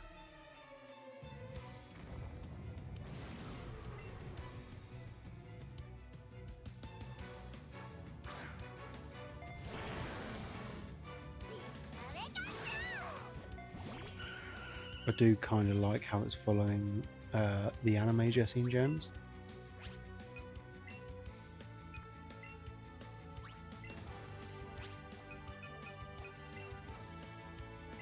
Acid hits both of them, so we're just gonna smack them with a cheeky acid.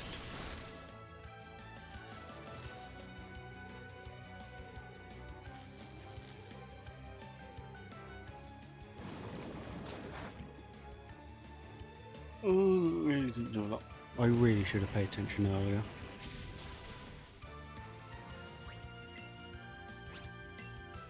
So we're going to use Thunderbolt on that. And we're going to use Razor Leaf on both instead. I think that should be fine.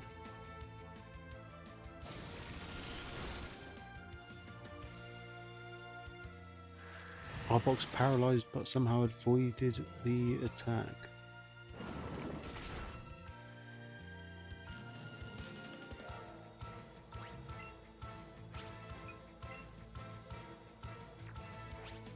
Just want to see if this does. Yeah, it's only attacking one.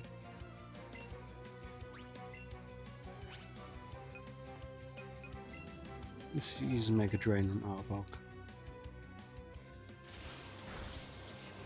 That's Wheezing gone at least, so that's a bit easier.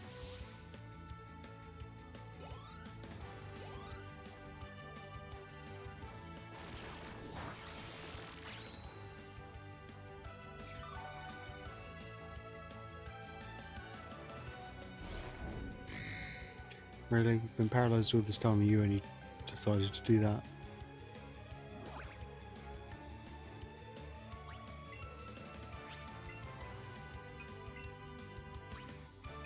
What we're going to do is we're going to do a cheeky XP trick. We are going to swap out the Water Turtle. Although Pikachu will kill Arbok, Water Turtle will just be here to get free XP.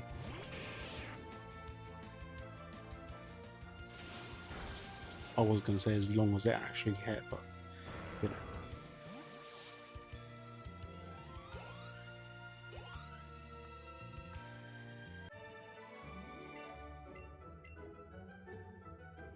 Number 1.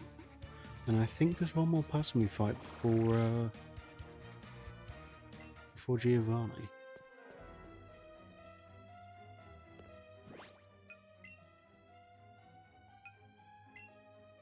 I'm just going to keep whipping out the medicine pocket each time, just in case.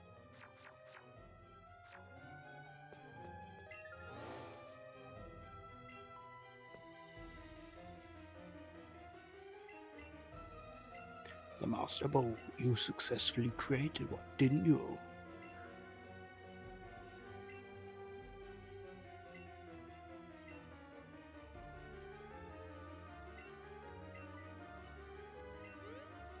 Is that a threat?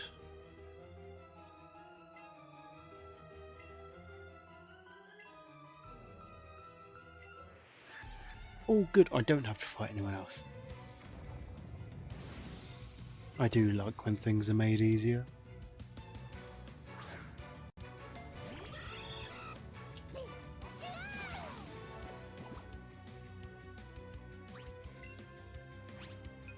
No, it is quite a high level.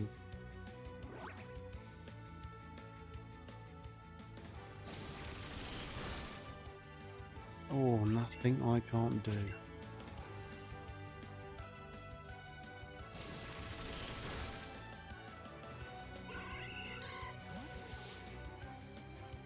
I might use the PP ups I've collected on Thunderbolt, because I'm going to keep Thunderbolt till the end of the game. Oh, swapping to Rhyhorn. Volplum. Probably Volplum. I think Volplum's quite a slow Pokemon because it's quite big and sluggish.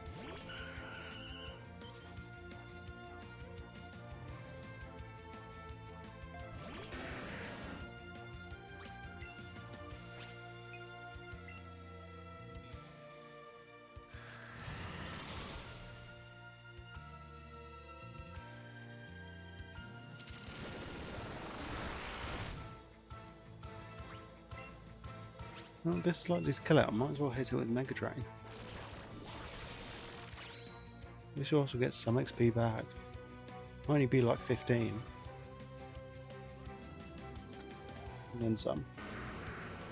Nice.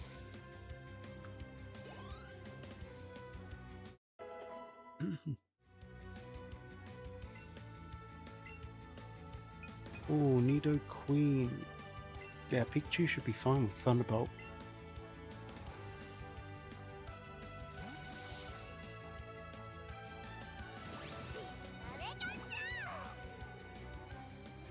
I've got the power of love and anime on my side.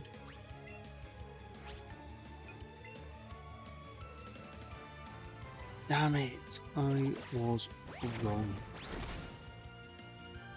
Okay, I mean, it happens, right? I can see that. Ooh, might have been a mistake swapping to Pikachu, boys.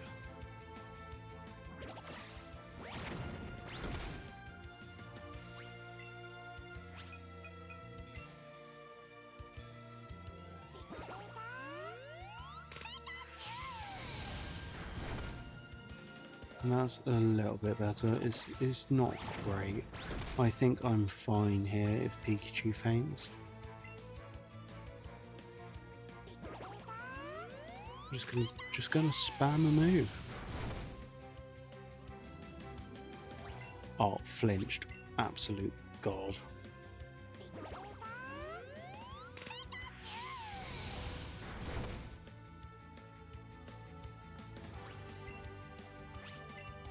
Killer combo of flinches like twice in a row. This should kill. And it kills. Okay, Pikachu is a god. This confirmed. Flinch twice.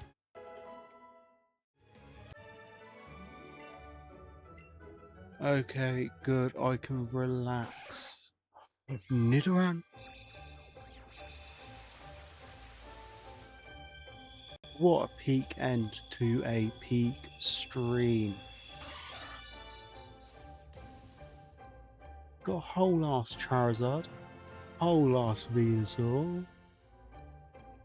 Yeah! Got a Vileplume. Got some stones. We've got the ability to fly. Defeated the Erica gym leader, and we've just defeated Giovanni. Team Rocket will never fail. Yeah, because after Heart Gold Soul Silver, I don't think we see Team Rocket again until Ultra Sun and Ultra Moon.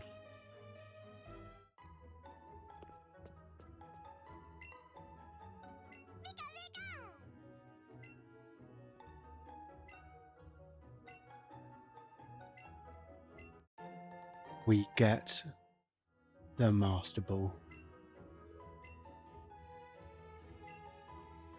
And that is how we are going to catch Mewtwo. And there's one last thing I can't go without. I do need to find it first. I can't remember what floor it was on. It wasn't 3, I think it was quite high.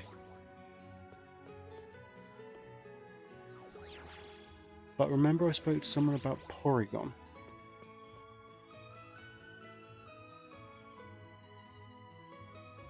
It's got to be here somewhere.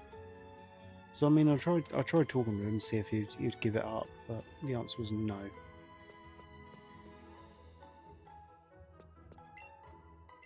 I met him. he was hiding there, and I guess he just wants to remain there for a bit.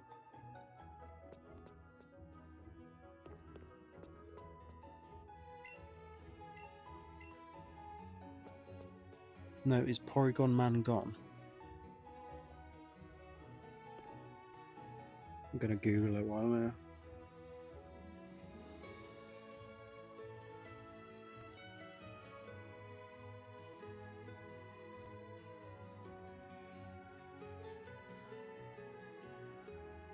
Right, second floor. I mean, I can only apologise for Googling things on stream, you know, but when you've been going, what, 4 hours? Oh, yeah, there's 11 floors, there's no way I was going to go through all that. Yeah, I only thought there were 5. Maybe I was on the wrong floor.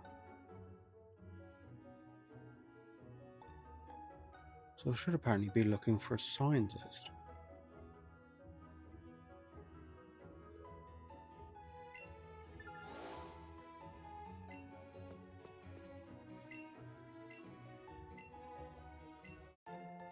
Self-destruct. Let's go. Is he in here? No? What looks to be a washing machine.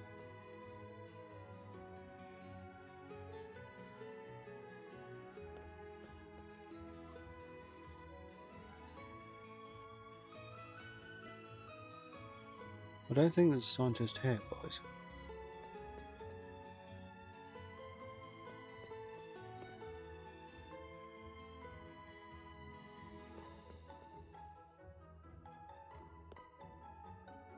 Apparently, once you get given the Porygon, you can catch it from like Route 8.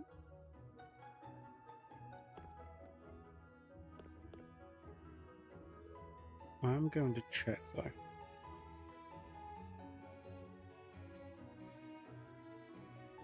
There's no rush to end the stream, right?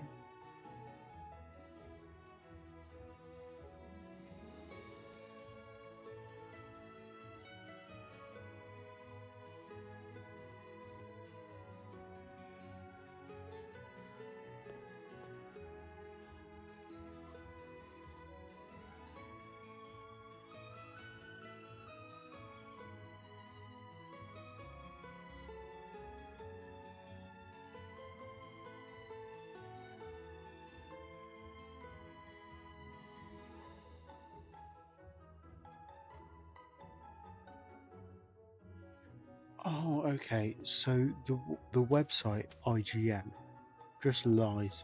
Apparently, the person is located outside of the Pokemon Center.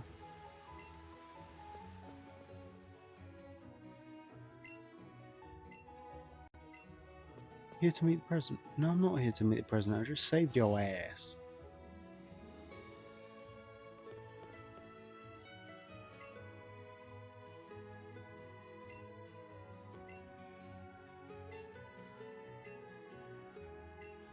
What would happen if the bad guys were stronger?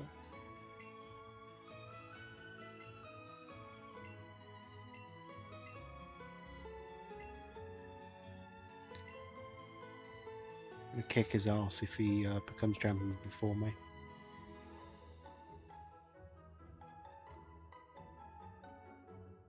Well, there he is.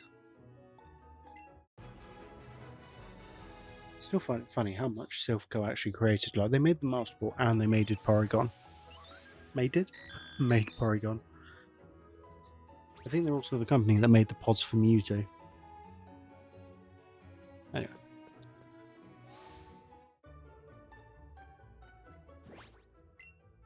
Let's just take a quick look at the box while I'm out.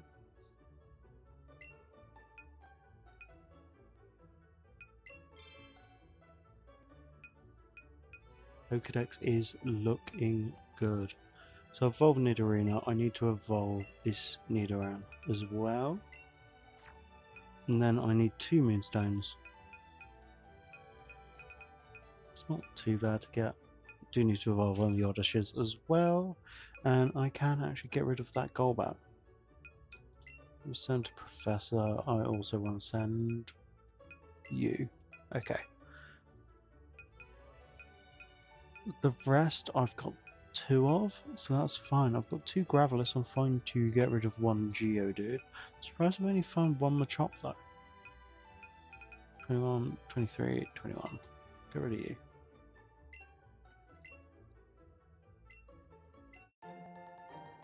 Nice, a mighty, 2 tough, and 1 quick.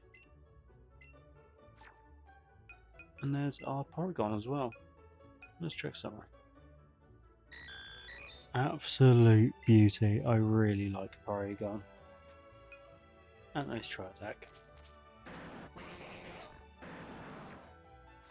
But anyway, we are just shy. Let me save while I'm here. Looks like we are just shy of 4 hours.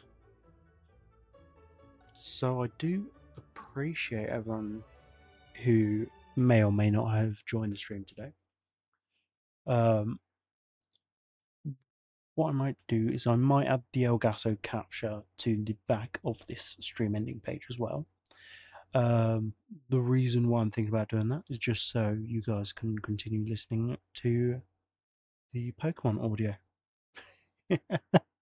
But yeah, outside of that, I do hope everyone enjoys their evening, and I should be back either Sunday or Monday. Yet to be decided. Realistically, we'll see how tomorrow goes. Okay. But yeah, I'm going to sign out. Enjoy. See you later. Bye.